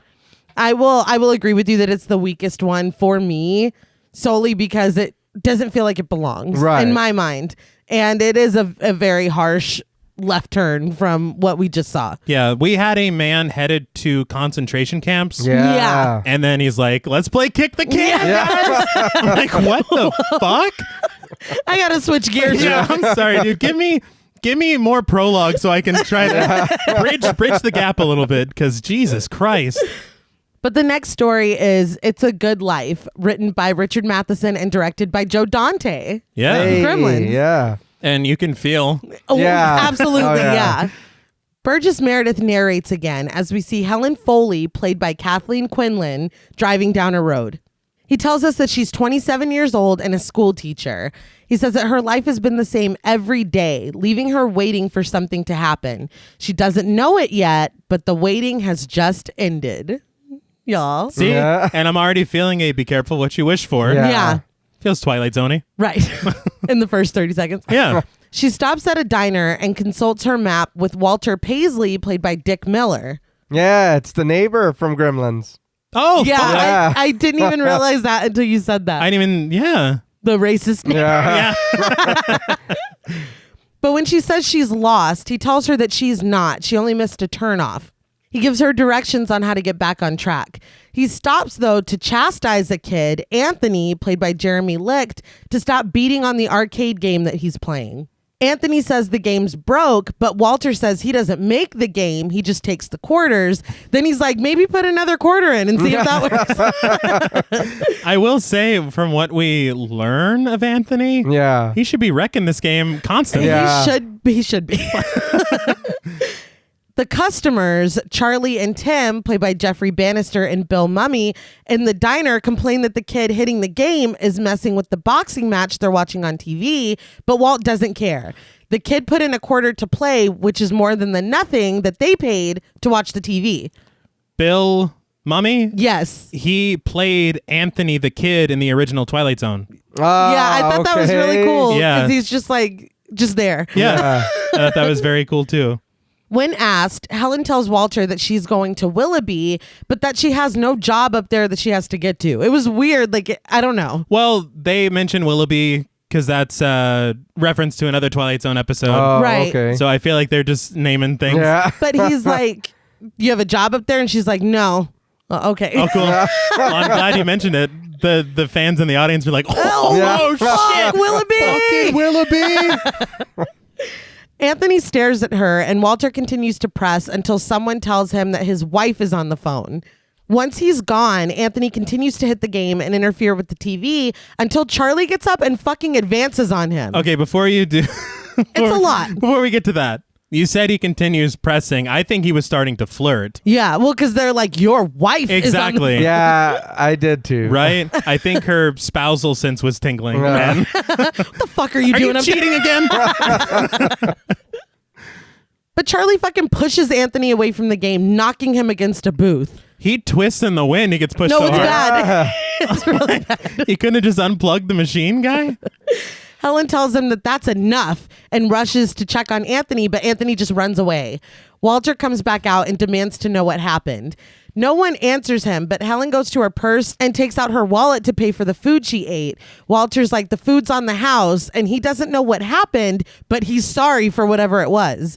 She sarcastically tells him, real nice town, and then leaves. It's like, he didn't do that. He didn't, but he did say it's a real nice town. Yeah, he did. So he's a liar. Helen gets back into her car and backs out of the parking lot. I'm so sorry. I know, I watched it like 4 times. But when she does, Anthony comes riding along on his bike and the two crash into each other. Of course, a child being hit by a car is Terrible. not funny. No. But the way that it is edited and the way that it looks, Yeah. Yes. my stomach hurt. I was laughing so hard. And I was just recounting his day in my mind. Yeah. Horrible It's day. awful. Helen gets out to make sure Anthony's okay. And aside from being dusty, he seems fine, but the front of his bike is bent. She offers him money to get it fixed along with the ride home when he asks for one. As she drives them down the road, she remarks how far out Anthony lives. Not like far out. Yeah. He lives really far away. It's a commune. People are doing shrooms outside. But she assumes that his parents must be worried. Anthony says that's not the case. Today is literally his birthday and they don't even care. She's like, it's been a rough birthday. Yeah. Fucking hit you with my car, man. Yeah. And that grown And that man dude, just yeah. threw you around in the diner. And you learn you suck at video games. Yeah, it's been a shitty day. But Anthony says that that's all okay because he made a friend. They shake hands and properly introduce themselves. And they finally pull up to Anthony's big ass house. Yeah. But it has a bunch of old cars out front. They're all broken down. Yeah. I would start to worry. That would scare me. Yeah. I did laugh at his stiff handshake. He really did give her. He hit her with the put it there, partner. Yeah. It was very funny to me. And that becomes the thing that comes up later too. Yes. Yeah. The shake is just their thing. But Helen remarks how peaceful it is, and Anthony invites her inside. Inside, Anthony's sister Ethel, played by Bart Simpson herself, Nancy Cartwright, Yes. and his uncle Walt, played by Kevin McCarthy, sit on the couch like zombies watching cartoons. Did you notice that the house in the cartoon Yes, was their Yeah. house? it had a striking resemblance. Yeah. I was like, oh, this is not good. That's not good. Yeah, it broke my brain. I couldn't even. This bad. When Anthony comes in, they go over to greet him, and Anthony makes the proper introductions. His mother and father, played by Patricia Barry and William Shallert, hurry into the room, happy to see Anthony home. They warmly greet Helen and are in awe of her when he says that she gave him a ride home. Now, already I'm thrown off because this child was like, it's my birthday, my parents don't even care. And as soon as he walks in the door, they're like, Anthony's home. See, I know you mentioned the cars outside, and that would worry me too, but as soon as I got in and then I heard the response they give him, I'm like, you just fucking You're a lied to liar. me. Yeah. Something's wrong. He's trying to get some sympathy. Yeah. Or All what's right, well, going on? have a good day. Like, Yeah. I'm gone. You're home. I gotta go. To your loving family. Yeah. Goodbye. Helen explains the accident of her knocking Anthony down while he was on his bike, which is a lot nicer than I hit your son with my car. Yeah. And they all react very strangely, but go back to being overly nice once the dad comments that, well, Anthony's fine. Well, Ethel is like, you knocked him down? Yeah. And is just staring in awe at Yeah. her. And for some reason, Helen doesn't take... She's like, oh, no, I fucked him up. Yeah, oh, yeah. He's lucky to be here. You should have seen the dude at the diner. Anthony asks if Helen can stay for dinner, and although she protests this, they over the top insist. I'm put off. Very much. Anthony asks if they can eat right now, and they tell him yes. Helen asks if she can go wash her hands, and they direct her to head upstairs following Anthony. As she does, Ethel snatches off her purse, and the mother takes her sweater. Helen makes it to the top of the stairs where another TV is poised and playing cartoons. She takes a look back at them before walking out of sight. As soon as Helen is out of sight, the family fights each other to search her purse and her sweater. Yeah. So that's a lot. Yeah. Yes. And very confusing and concerning. Yes. Yeah. I did write down about the TV at the top of the stairs. I was like, this kid needs a fucking TV at the top of the stairs. And then I realized that I'm the same guy that needs a YouTube video if I'm making breakfast. Like, No. My phone is... Don't let me be alone with my No, thoughts. absolutely not. Entertainment 24/7. Dude, sometimes I'm like, I need to go get a bottle of water from the fridge. All right. What do I watch? Don't leave me alone with him. So yes, put a TV at the top of the Please. stairs. That's going to be my dream house. And don't turn it off. No. Upstairs, Anthony and Helen pass another TV playing cartoons in the hallway. The hallway is black and white and looks like something out of a Tim Burton film. Yeah. I love the production design. Yeah. Oh, yeah. Like, it's such, again, we'll talk about the original episode after this, but it is such a departure. Yeah. But it's exactly what I want if you're going to remake something. Right. For sure. Joe Dante made this his own. Yes, he did. Anthony takes off his coat and then just fucking throws it on the floor. But Helen picks it up for him, noticing a framed photo on the wall of a cartoon family of 4. Did they not have faces? No. The faces looked like Or they looked like they were drawn, gone. Or they were I don't something. know. Yeah, I don't- They looked very weird. They didn't look right. Yeah, I don't know what's going on. You remember that album that was very cool with emo teens whenever we were in high school that had their faces covered? And Yes. yeah. What's that I album? love how specific you were. I don't know what it is, but I remember seeing it all the time. And it reminded me of that photo. We were not cool. No, not cool enough, apparently. But downstairs, Uncle Walt looks through photos out of Helen's stuff of her on a beach with a man on a horse. She lives an exciting life. Yeah. I don't know why she says every day is the same. Yeah. Is she the love witch, man? Yeah. No. But he laments at how much he used to love the beach.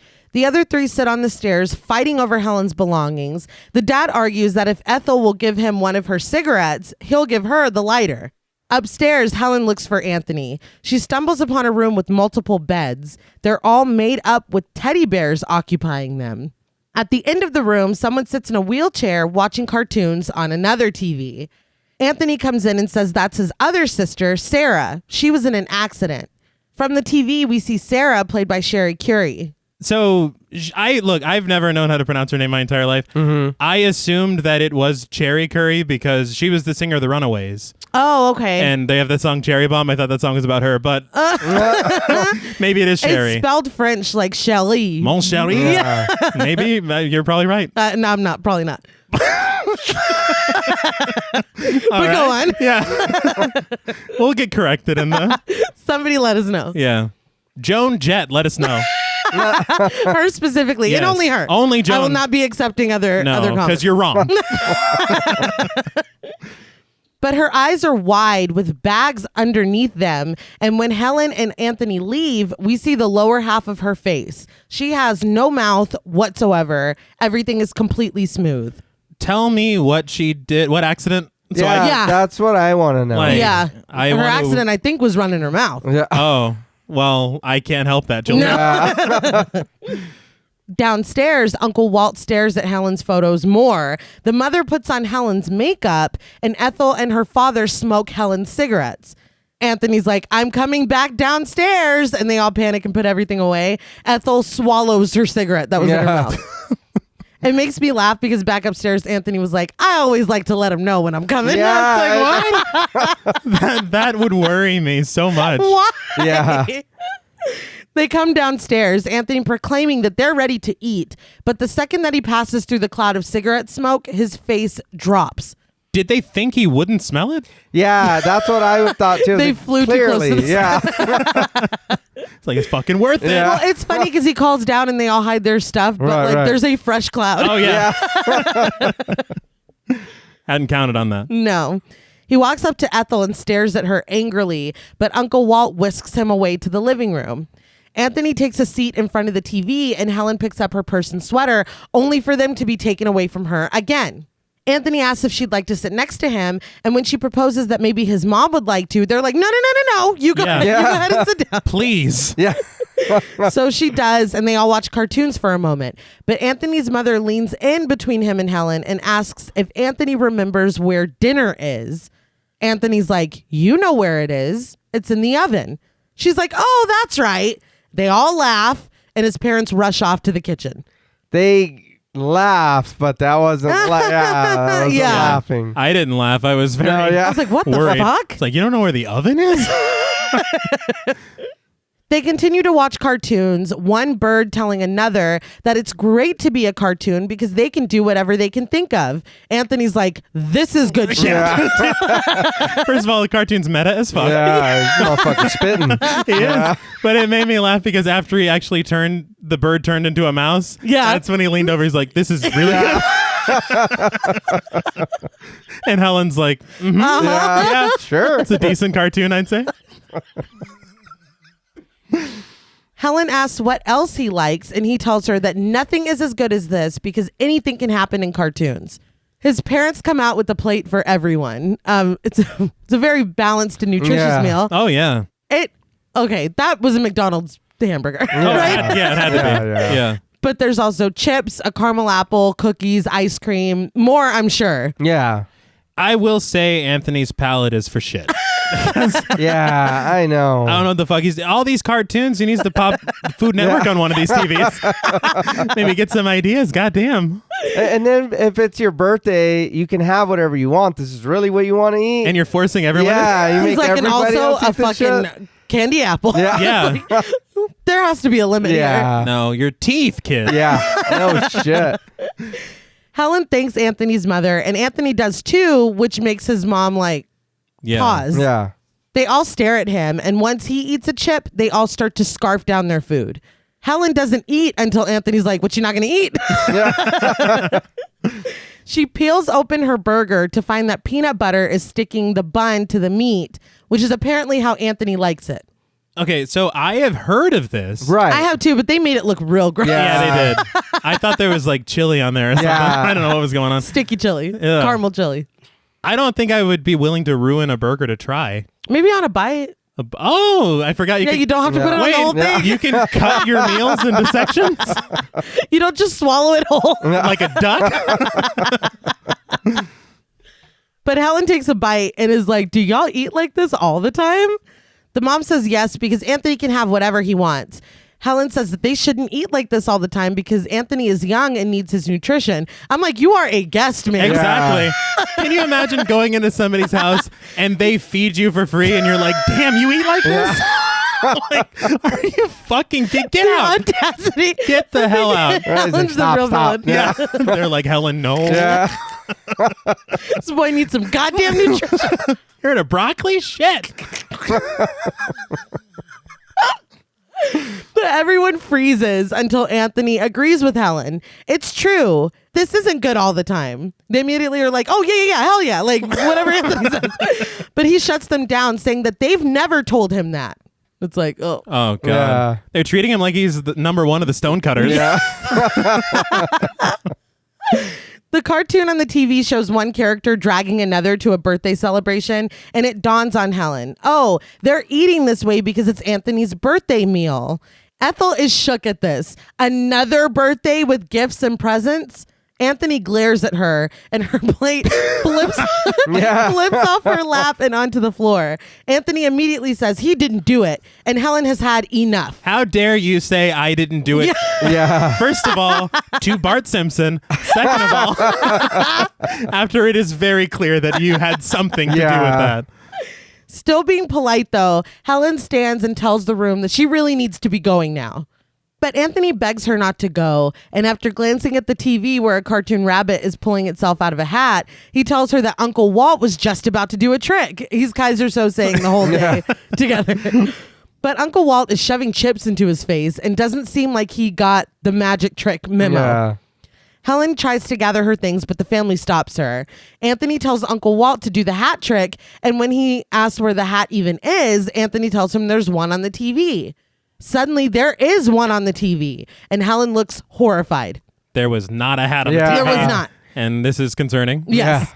But they force her down into a chair, and she sits as Uncle Walt goes to grab the hat. Uncle Walt stands up in front of the family, and suddenly there's a spotlight on him. They all gather to watch, the mom clutching a fishbowl for some reason. Yeah, I was going to ask about that. She's trying to protect the fish. Yeah. Uncle Walt tries to stall, but Anthony keeps telling him to just do the trick.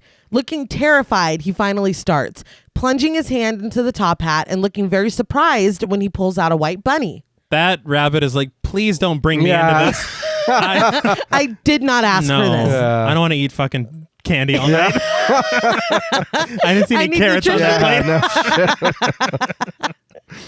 They all grab Helen, saying that they do this kind of stuff all the time and that she'll love it here.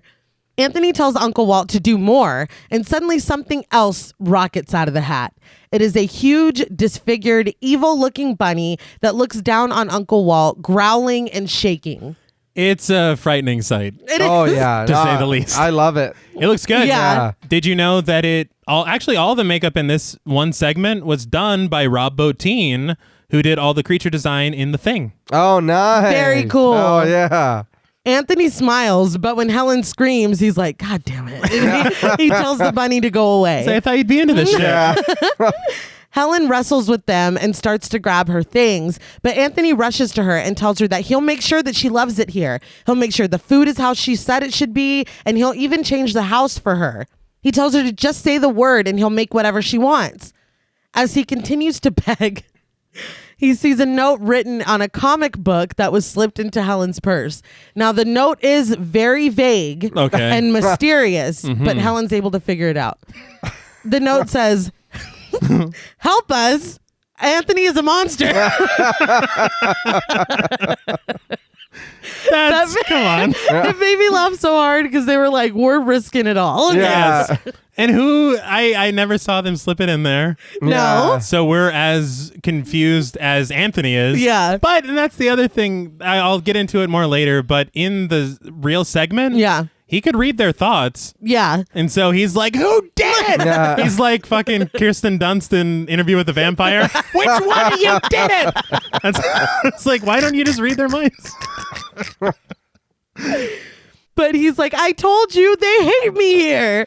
He says that they want to send him somewhere bad, just like his real mother and father did. Which, can you elaborate on that a little bit? I was like, real? Yeah. His parents protest, saying that they love him and they wouldn't do that. But Anthony says they're only saying this because they're afraid of him, but he does everything for them. All they do is sit around and watch TV all day, and he's good all the time. Yeah, I was going to say, I don't know about that. Smacking plates out of people. Yeah. That rabbit was a little on the line, I'd say. It was questionable. Uncle Walt tells him that he is good and they love him, leaving Anthony to wonder who wrote the note. Who would call him a monster? He goes down the line. His mother, Uncle Walt, and his father all deny it before fully throwing Ethel under the bus. It's bullshit. Yeah. Yeah. Ethel's like, ay caramba. Anthony's like, well. Ethel turns on Helen, saying now she's never going to get out of here. None of this happened on accident. He brought Helen here just like he did the rest of them, and maybe he'll get mad at her like he did his real sister. Sarah, I guess. Right. She says he'll cripple her and take off her mouth so she can't yell at him. Or maybe he'll do what he did to his real parents. And Anthony's like, that's enough of that shit. Yeah. And he tells Ethel that it's time for her to go. Helen asks Anthony to stop, but he wishes Ethel into cartoon land. Ethel disappears. Do you realize, okay, I know we've made a lot of Bart Simpson jokes here, but they did a Treehouse of Horror where she played Anthony's role. Yes. And then they did a Treehouse of Horror where they were sucked into a cartoon. Yes. Like, She's like, why is this familiar? good Lord. Anthony turns to the TV, saying that he told them cartoons were good. They can do anything. Ethel appears in the TV, still human, next to a cartoon animal. I don't know if it was a dog or a wolf. Yeah. I don't know. He had bad intentions as Yeah. always. He was very shady. And it transforms into a fire-breathing monster. Ethel runs screaming as anthropomorphic flames grab at her. I'm sorry. I think that the wolf with the axe and he's like, we've been waiting for it. Yeah. That's way creepier than that dragon creature. Yeah. Pull that lever again. Like, come on. The family stares in horror as Ethel is swallowed up by the monster, who wipes his mouth and smiles. The TV cuts off and Anthony's like, that's all, Ethel. I was like, that was now you done gone too far. He's got quips. Yeah. Jesus. You don't get one-liners. No. Helen runs for the front door, and when she opens it, a giant eye stares back at her. She slams the door shut. Anthony says that he can't help it. He doesn't want to hurt anyone. He just wants for people not to be afraid of him. It's like, well, you're going about this the wrong way. No. I do want to point out, I think I read that the eye was a reference to Night Gallery. Oh. That was another Rod Serling show. I never really watched. I didn't watch it like the Twilight Zone at least. Yeah, yeah. So I cannot vouch for the eye. All right. Just for the record. He says that all he has to do is wish something and it comes true. Nobody understands. He says he can do anything. Video game noises start up with bright lights in the other room as Anthony stares at his family with wide eyes. The TV starts to smoke and shake as a bright light rips a zigzag up the center of it. It continues to shake until it breaks apart, exposing a super bright light. A tornado breaks out of the TV and spins into the center of the living room until the dust settles, revealing a horrible, twisted creature. I remember as a kid and as an adult watching this for the show, I was very disappointed both times it wasn't Tasmanian Devil. Dude, That's what they were leading up to. No, yeah, When they absolutely. snatched it away from us. and that tornado was like 15 minutes long. Yeah. So I was like, we're going to see Taz. But here it is. Here it is. Yeah, no. Nope. And it makes no sense because this movie is distributed by Warner Brothers. Yeah. Tasmanian Devil is a Warner Brothers creation. I don't understand. Maybe he was busy. What is he doing? The real Tasmanian Devil Yeah. is like, I can't. He's like, oh, I'm on vacation that week. I'm on paternal leave that week. He has a life too. You get in there. Yeah. It's the Twilight Zone movie. But another creature, I don't know if this is another creature or if this creature is just needful thingsing itself into, into other shapes. But anyway, another iteration, at least, blows smoke in Uncle Walt's face and Anthony giggles. Another one makes hideous faces, its eyes bulging and its tongue lolling out of its mouth as it points at Helen. When it was blowing smoke, I don't know why, but it put me in the mind. I don't know if you guys are fans of Paul Rudd's constant prank on Conan, but that thing looked like that creature from Mac and Me. Did it not, or is my brain No, wrong? it did. It did. I was like, this dude's here, but you couldn't get the Tasmanian Devil? But Taz said Yeah. no. That's why he said no. Exactly. He's like, you pick oh, one. fucking Mac is coming? Or was he me? I don't know. I've never seen the movie. I think he's doing like in the old cartoons when the wolf sees the female. Oh, and they're like, Aruga. Yeah. Okay. Why was it like specifically the wolf that was so horny all the time? Because wolves are horny. That's just biology. Everyone knows that. Sorry. I don't watch enough nature documentaries. Yeah. I only watch the ones about horny wolves. I I don't know, man. But Helen tells Anthony to wish it away, and he does, causing the morphine creature to burst into smoke and then disappear. Anthony says that he hates this house and everything about it. He says that he wishes it all away and closes his eyes as a bright red light shines in the living room. It feels a lot like Anthony just has a crush and he's like, what do you want, Helen? Yeah. What do you like to eat? Look, we've all had a crush on a teacher every now and then, but this is getting out of hand. You are torturing these people. Yeah. When Anthony opens his eyes again, he and Helen are in a bare space, completely empty except for fog. James Wan, are you here? Helen asks where the others are, and Anthony says he sent them where they wanted to go, away from him, which felt very petty and passive aggressive. Oh, you don't want to be with me? Okay. Then Go I to will fucking outer space. disappear you. Yeah. Come on, man. He says it's not fair because you're supposed to be happy when your wishes come true. But Anthony tells Helen to take them back, and he says she'll just leave too. She says, where would she go? She's seen his power that makes him special and tells him that he better be careful or one day it may become too big for him to control. She tells him that maybe together they can learn how to master it and use it in ways that he never thought of. She asks if she can be both his teacher and his student. Student? Yeah. Well, she's like, teach me how to do that thing with your mind, man. Yeah. That did weird me out. He asks if she'll stay with him for always, and she tells him always. They shake on it, and again, It's like, it's like, we got to do our special thing. Put it there, partner. but we zoom in on their hands.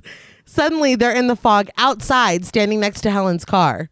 So are we to believe that all those other cars were for people that he brought here and just vanished away? Y'all can't even hide the cars, or Anthony can't even clean them up with his mind. Like, no this is shit. ridiculous. He doesn't care. He's like, what cartoon's playing upstairs? Yeah.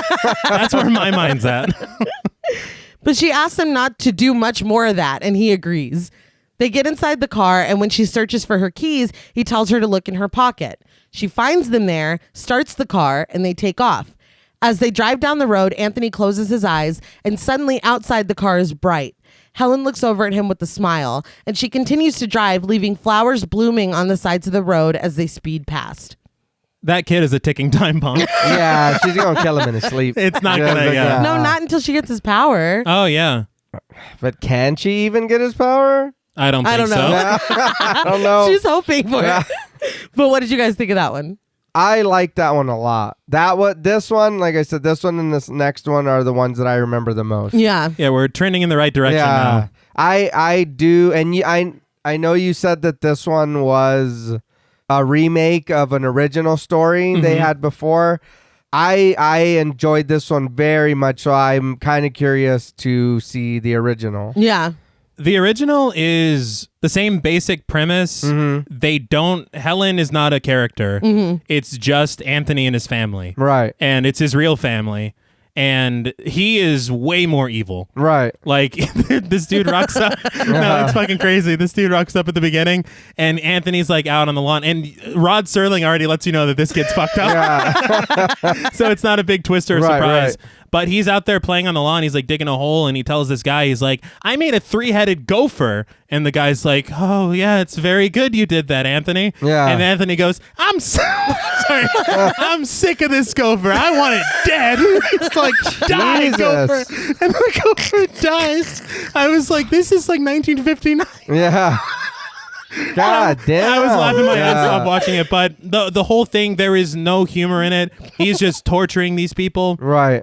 He turns one into a Jack-in-the-Box. I was gonna say, when does he turn his father into a crusty Jack-in-the-Box? It's pretty rough. And then the thing ends with just, this is life. Yeah. Like, we can't fucking fix Anthony. Anthony's just going to be a dick to everyone. Yeah. And then it just kind of plays out. And then Rod Serling's like, I think at the end, Rod Serling's like, that was fucked up. Yeah. He says, like, there's no comment here. He's like, I got nothing, basically. But he does his little outro, but it starts with, that was a lot. Yeah. We're sorry for that. No gophers were harmed. Yeah.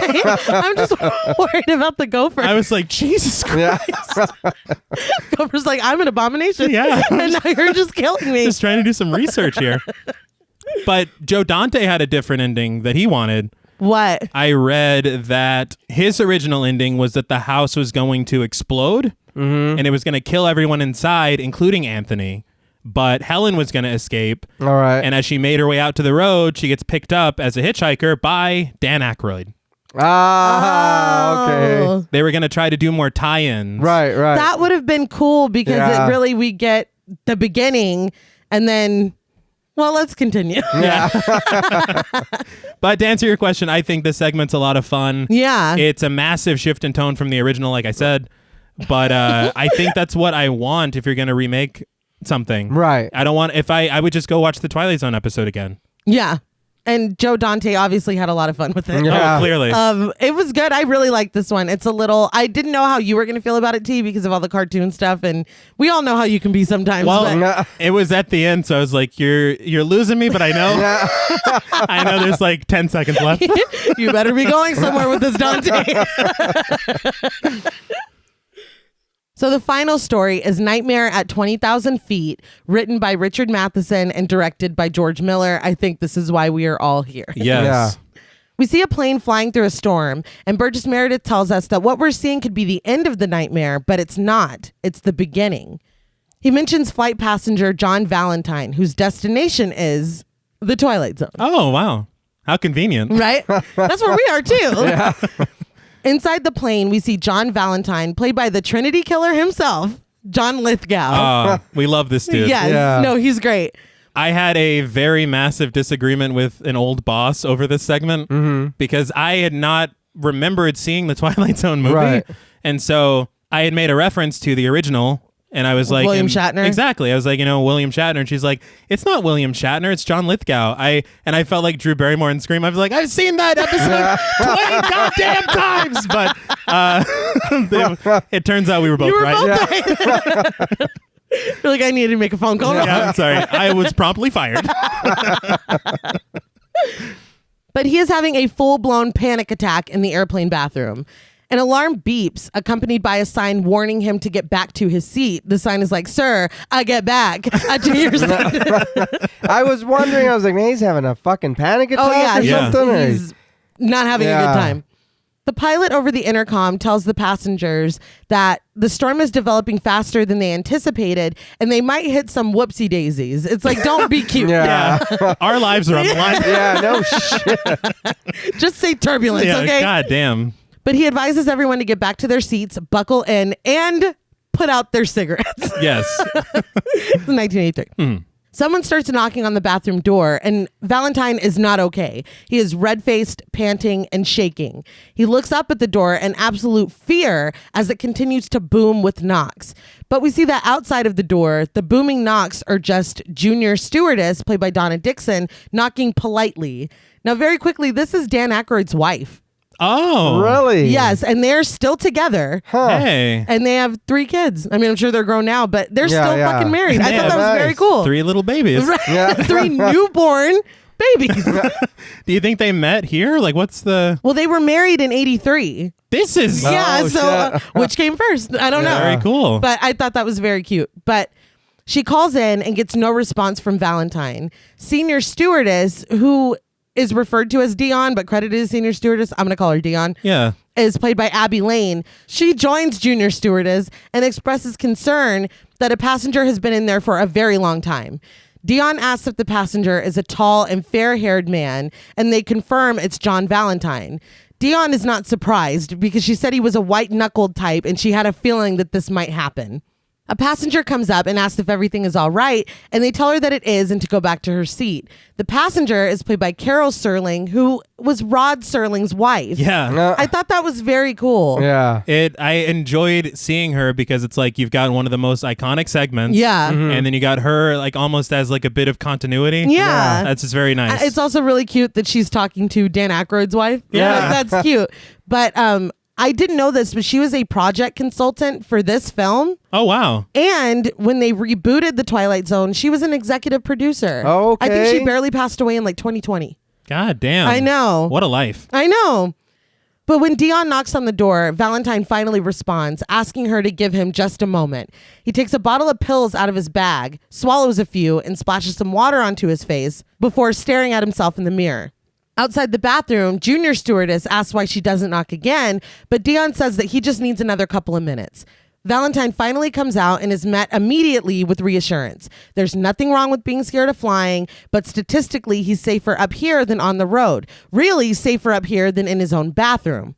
I'm going to need to see the stats on that. Yeah, I don't know about that. They try to lead him back to his seat, and he says he'll be fine, but when the lights flicker, he's barely able to even walk. He starts moving slowly as they pull him along, and he's nervously rambling and citing actual statistics on drowning in your tub versus the number of aircraft fatalities in the last year. If I'm a passenger, I'm like, can you shut the fuck up? Yeah, they're like, are we going to die? He's talking about whoopsie daisies. You're fucking doing stats. I'm done. He's freaking out. Oh, Yes. yes. I have to say that they're starting at a place of higher tension. Yeah. Because on the show, Shatner was married. I think he had just gotten out of a mental hospital on the episode, and they were going on a plane somewhere. Mm-hmm. But starting here with him already freaking out at the beginning. Yeah. And that's the thing about John Lithgow being such a great actor. Because I was like, how is he going to go higher than this? Oh, he does. Yeah. He finds a way. Oh, yeah, he does.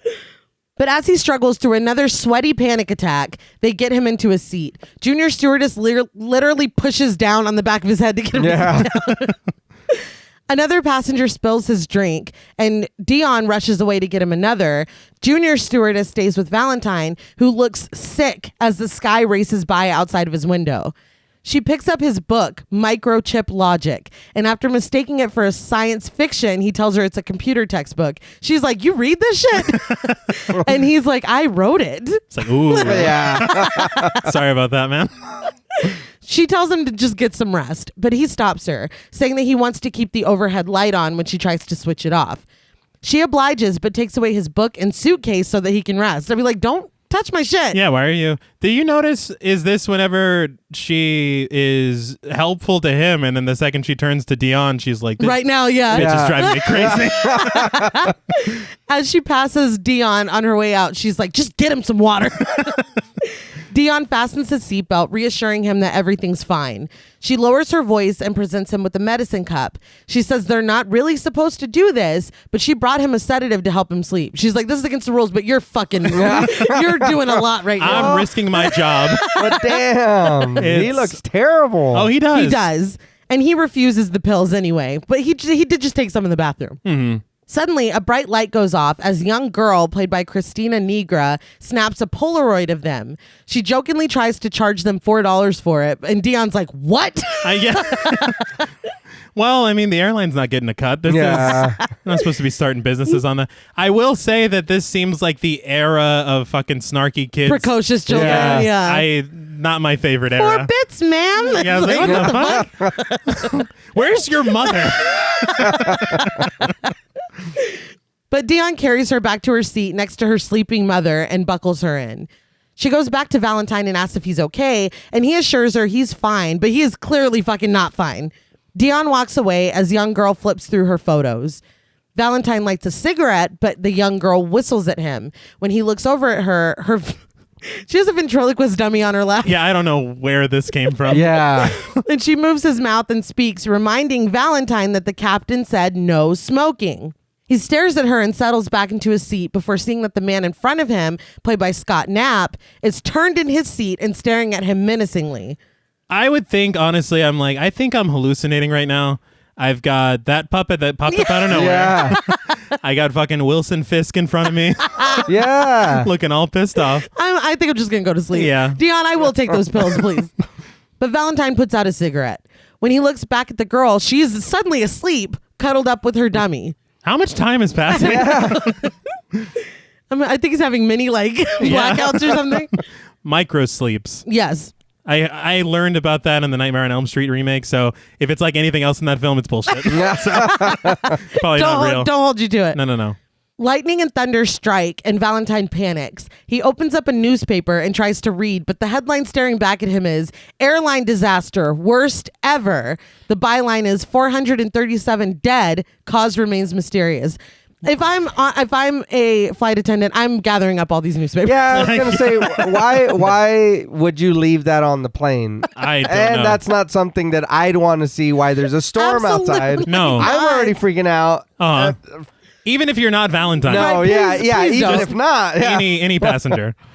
He quickly closes the paper and looks back out the window. He looks at the airplane wing just in time to see maybe something human-like crawl across and slither off of it. I love this little section, and I love the cinematography, how it sweeps past him out the window. I do want to say that they're really, really great right now about not showing too much of anything. Yeah. I say right now. Because we get some character work that's a little interesting. What I really loved is it's almost like, did I see that? Yes. Yeah. Because that happens to me literally all the time. I'll think I see something and I'm like, bitch, like, you're fine. Yeah. But the fact that it's on the wing, that's terrifying. And we're already going through a lot. Yeah. Yeah. I will say that on that, I know real quick, when it's my days off and everybody's gone, I don't know for the way she has the kids, or the way the kids put their calendars in the entrance to their room. You can barely see the wall, but because it's dark from the picture, out of the corner of my eye, every now and then I'll think somebody's standing right there.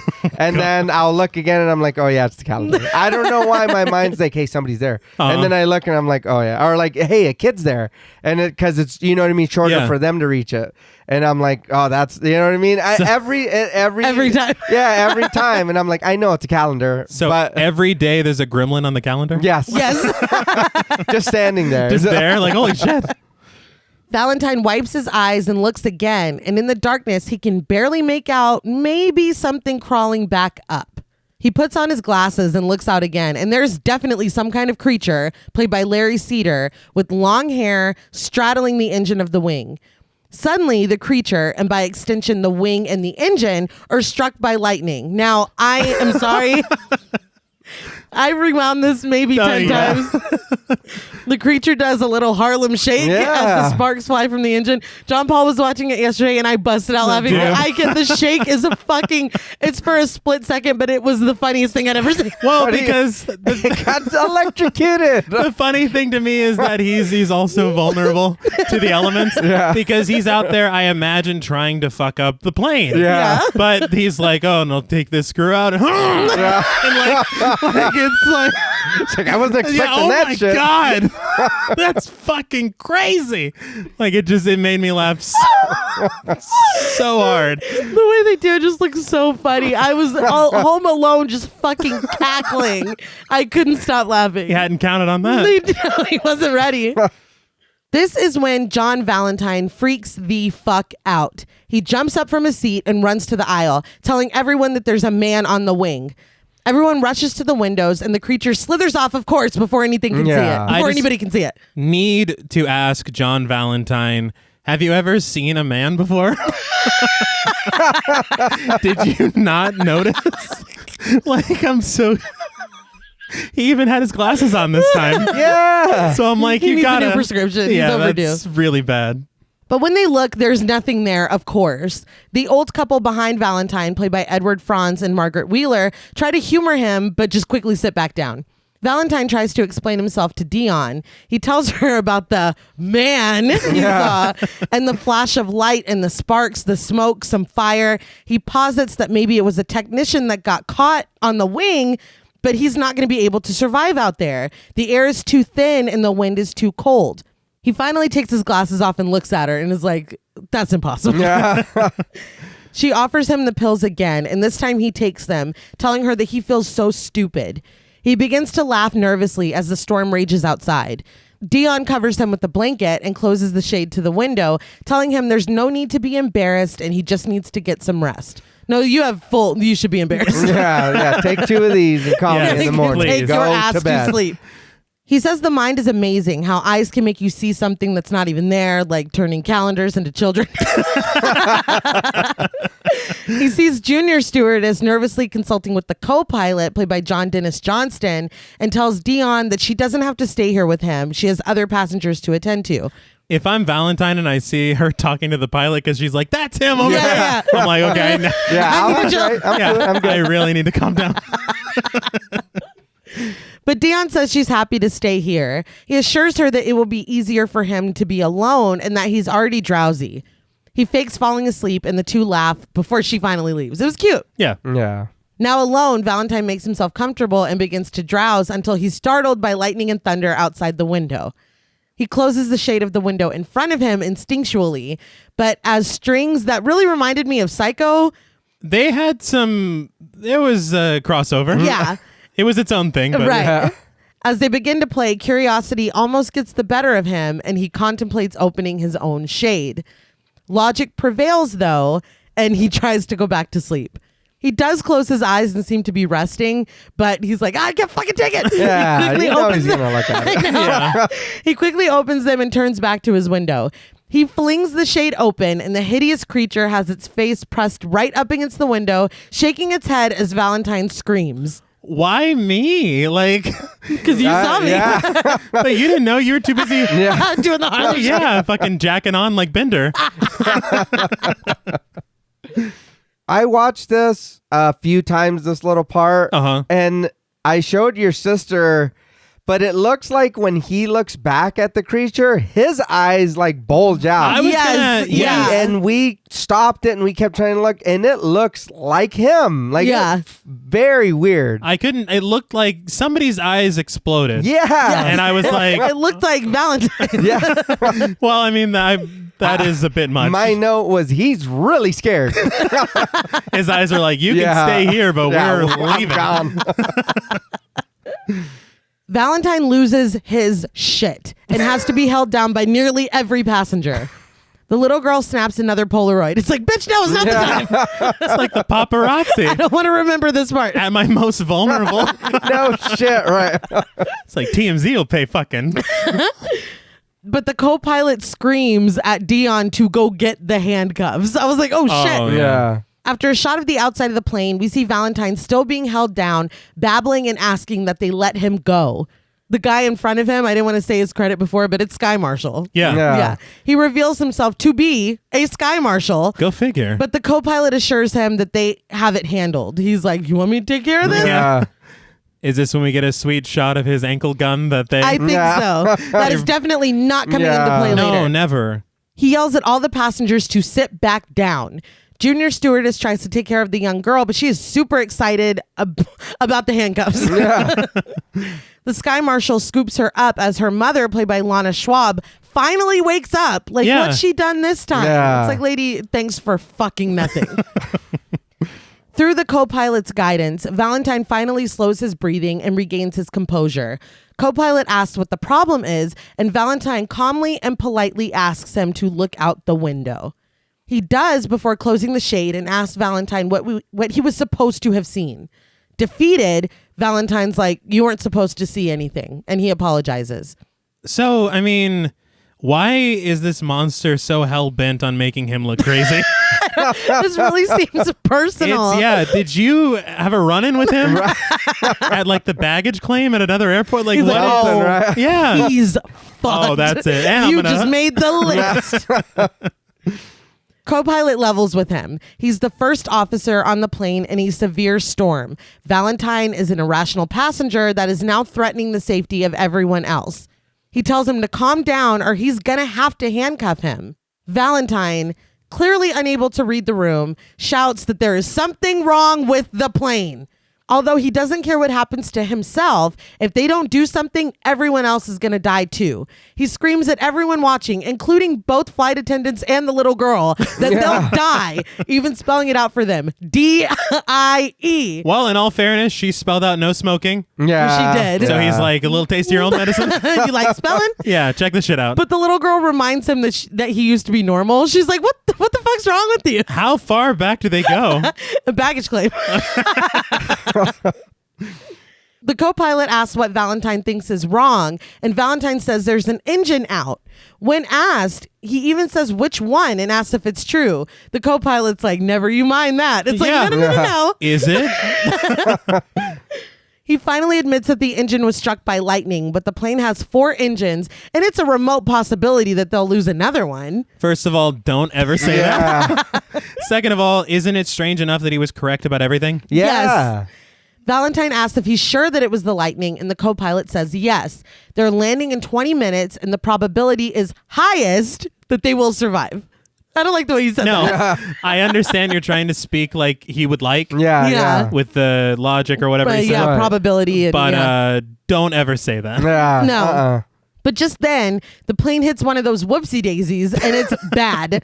People are falling, luggage is spilling from the compartments. Everyone is panicked, but most of all, Valentine, who opens up his shade again and stares in horror at the creature back on the wing. The passengers begin to pray. The scary sky marshal is crying and cuddling the dummy. Valentine stares in horror out of his window again as the creature continues to fuck with shit, sending sparks flying. I have to call out the editing, cinematography, and sound design. Yeah. Because the second they hit turbulence, I felt it in my belly. Yes. Yeah. And Yeah. I was like, we're going down. Yeah. It's like, hey, no, I'm not. I'm sitting in my own. Yeah, I'm very comfortable. Valentine looks up to see the little girl staring at him. Thinking quickly, he snatches her Polaroid and takes a photo of the creature outside his window. He ignores Sorry. He ignores the little girl lecturing him about manners as he waits for the photo to develop. I was like, if this works, I'm going to be real pissed off. I wanted it to work, but what we see. Yeah. When the photo develops, it's only a reflection of Valentine in the window taking the photo. His scared face, like it's like, got you now, you little bastard. It is so funny, dude. Well, it was a smart idea, but It It was. was, but there was no that Yeah, flash. it There's was no not fucking gonna work. way. He didn't think of the flash. He didn't think of the flash. Always think of the flash. Always. A tank of oxygen rolls across the floor as the creature continues to smash the engine. When you just be like, look, right now, look. Dude, there are so many times I'm like, is nobody looking out Yeah. this side of the plane? I understand you're all going through your own shit, but I mean, Right. he's out in the open. He is, yeah. Plus, you've heard him saying some shit. Yeah. Oh, Why eye wouldn't one you? eye would be on that Oh, window yeah. for the rest of the flight. Valentine grabs the tank of oxygen and starts fucking breaking his window with it. I'm Yeah. like, do you not know what's going to happen if you do that? He's like, I need a photo. Yeah, the window is... Jonah Yeah. Jameson is on my ass. But the Sky Marshal snatches him away and tackles him into the aisle. Valentine grabs the gun on Sky Marshal's ankle holster. Remember I said it wasn't going to come Oh. out? It did. I got y'all. Oh, you tricked me. And he immediately shoots the window. Pressure is sucked out of the cabin, along with Valentine, who's barely saved when the Sky Marshal grabs onto his legs. The other passengers hold on for dear life, and Junior Stewardess holds tight onto the young girl. All I could think of this part was on The Simpsons. Of course. The bus. Yes. Freezing wind blasts Valentine in the face, causing ice to collect as he hangs out of the window. He shoots the creature, but it only pisses it off. It rushes to him, and it did it take a bite out of that gun? Oh, yeah. Yeah. Well, he was all wildfiring and shit. Yeah, he I was was. like, man. He's hanging out of him. I know, but I mean, wait, like, all right, come on, wait till Yeah, he gets, get you the- know he's You're coming like at you. pathetic. Yeah. Take a lap. The gremlin's like, what you got? What you got? What you got? But he leaves him with just the handle. Yeah, it's obviously useless now. As the clouds part, Valentine and the creature look down to see that the plane is approaching the runway.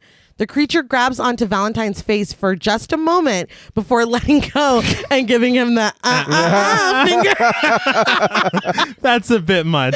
And the creature jumps away and flies off, disappearing into the sky. Later, strapped to a gurney, Valentine dazedly says that that's how it happened and that he's basically a hero. He smiles as they load him into the ambulance. The co-pilot talks about how horrible the night was, and the old woman agrees, especially the part when he had the gun. The Sky Marshal's like, no, he didn't have a gun. It makes me laugh. He's like, no, he stole it from me. Yeah. That was my gun. Why is that any better for you? I don't have control of my weapon. Yeah. Honestly, it's worse. Yeah. But he then diagnoses Valentine as a claustrophobic, choosing to smash the window and get out instead of staying inside. Junior Stewardess asks if he was crazy, and Dion says that he was scared, but she doesn't think he was crazy. The mechanics roll up to check everything out. One of them shines a flashlight and yells out, causing everyone to look. There's a smoking crater on the engine, complete with deep scratches on the plane itself. He's like, what exactly happened up there? Yeah, don't look so crazy now. Yeah. Might want to call that ambulance How, back. right? how fucking like scary would that, That is be? terrifying. Oh my god! I would just be glad that we landed at all. Yeah. Yeah. I'm never getting on a plane again. Oh no. Yeah. Too many monsters in Yeah. the sky. In the ambulance, Valentine looks delirious on his gurney as the siren blares. The driver switches off the siren and leans over to ask if Valentine would rather hear music. We see that he's the passenger from the Dan Aykroyd. I was like, oh shit. Valentine agrees to music and Dan pushes in a tape playing the Midnight Special by CCR. He's like, I've had this stuck in my head all night. You know what makes me laugh is that he killed Albert Brooks. Yeah, and then he fixed his tape. because it was broken. He's like, I gotta shift it. Like, I gotta go. yeah. Valentine is happy, saying that he loves Creedence. Leaning back and not at all looking at the road, Dan says that Valentine had a really big scare back there, and Valentine agrees. With a grin, Dan asks, you want to see something really scary?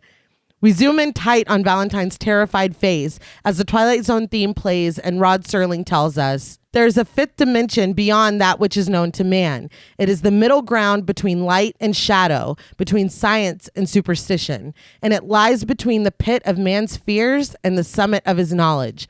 This is a dimension of imagination. It is an area which we call the Twilight Zone. So, what did you guys think of Twilight Zone, the movie?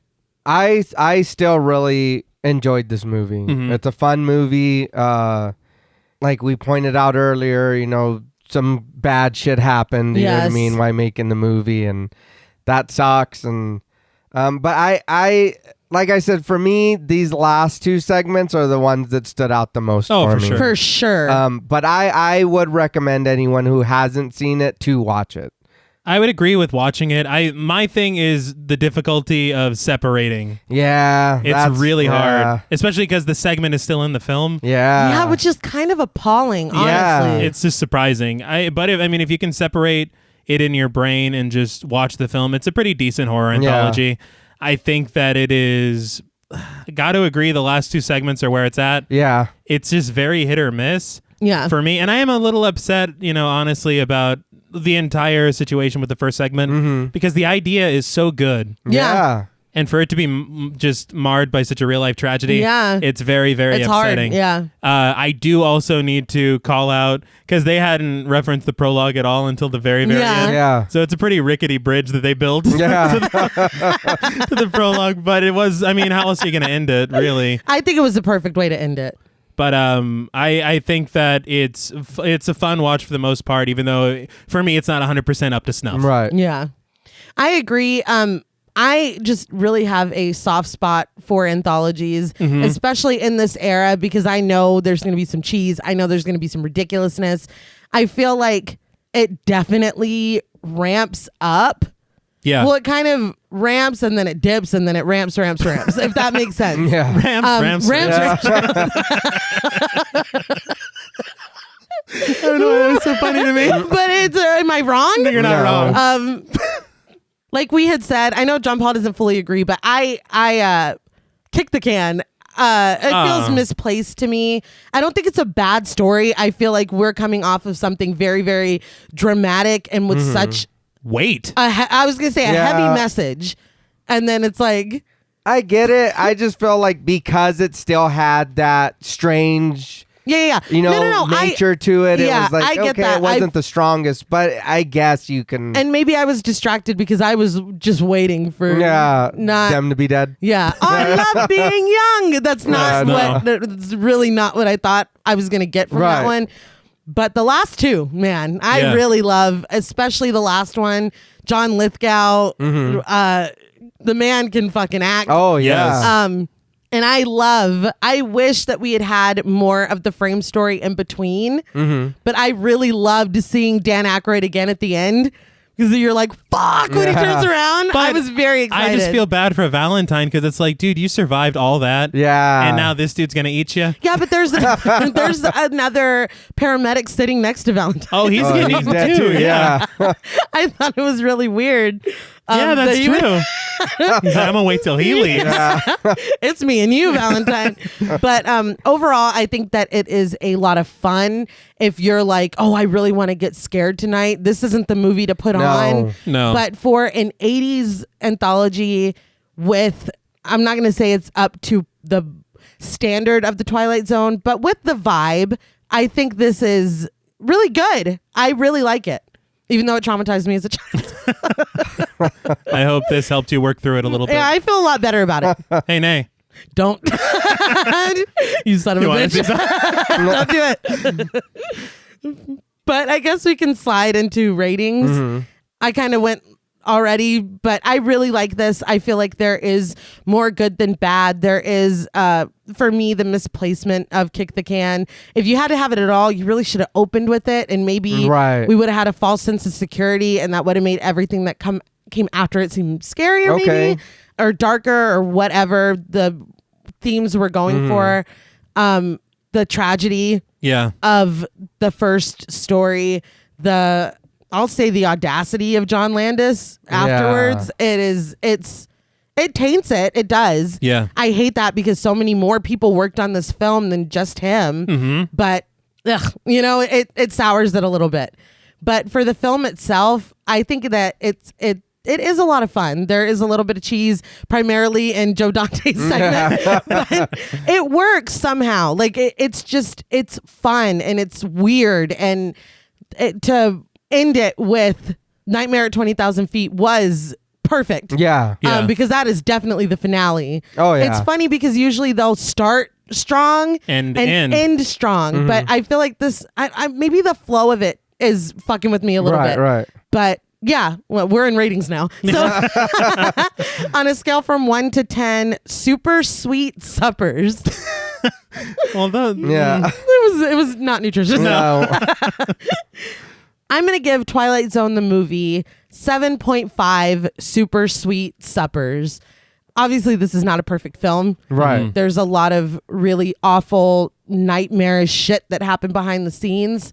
But overall, I feel like if you're able to separate yourself from that, and if you can just turn your brain off and throw this on, you're going to have a good time. It really had me from the beginning with them in the car. I love that a lot. I love the wraparound at the end. And 2 out of 4 stories were really great to me. So I'm good with the 7.5. And I will now open up the floor. Yeah.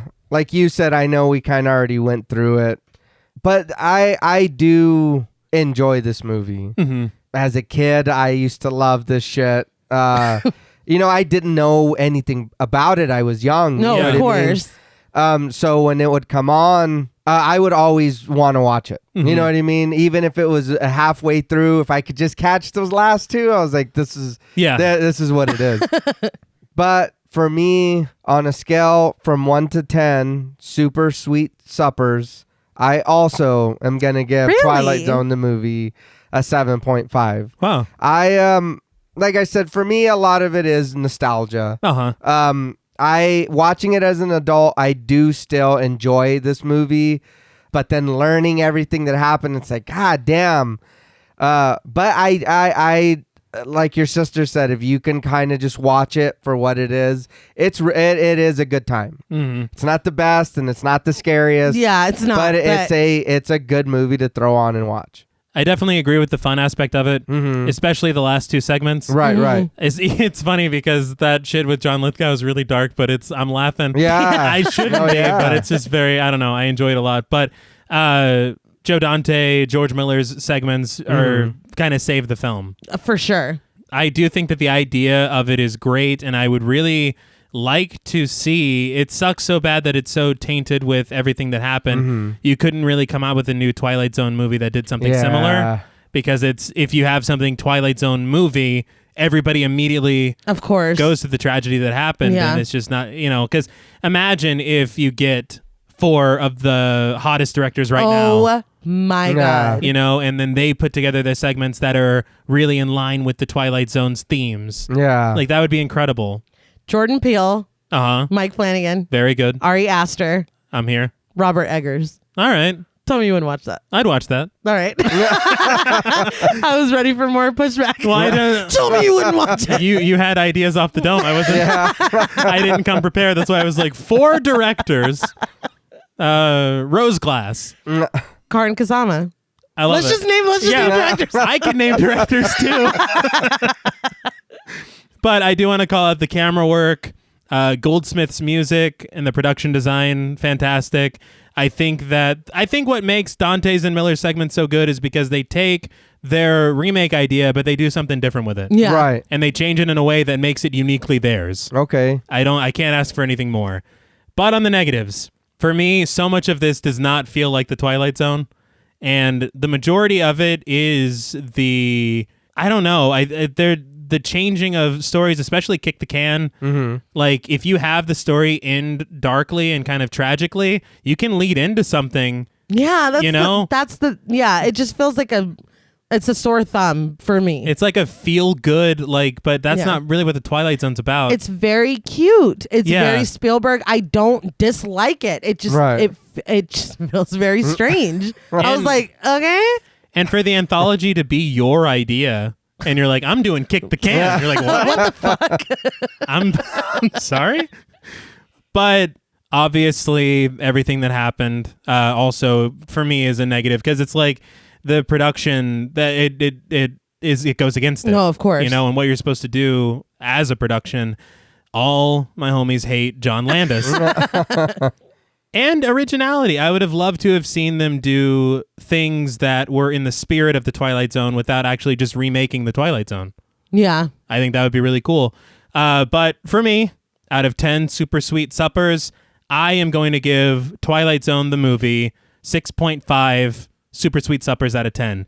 Because it is a fun time, and the last two segments are so much fun that they kind of make up for sure. Especially sitting through the second one. Yeah. So you're done? Yes. Okay. I'll let you get back to writing your love letter to Steven Spielberg. Okay, now hold on. Well, that's all from us at Podmortem. What would you rate Twilight Zone the movie, and what should we watch next? Let us know on Twitter at the Podmortem. Be sure to follow us on Instagram and like us on Facebook. Be sure to follow each of us on Twitter at Blood and Smoke, at RealStreeter84, and at TravisMWH. Please consider pledging to our Patreon and stay tuned until after the music for a special shout out to our Wendigo Getter patrons. And remember, don't let yourself fall victim to hatred. Perspective is gained when you take a walk in someone else's shoes. Until next time.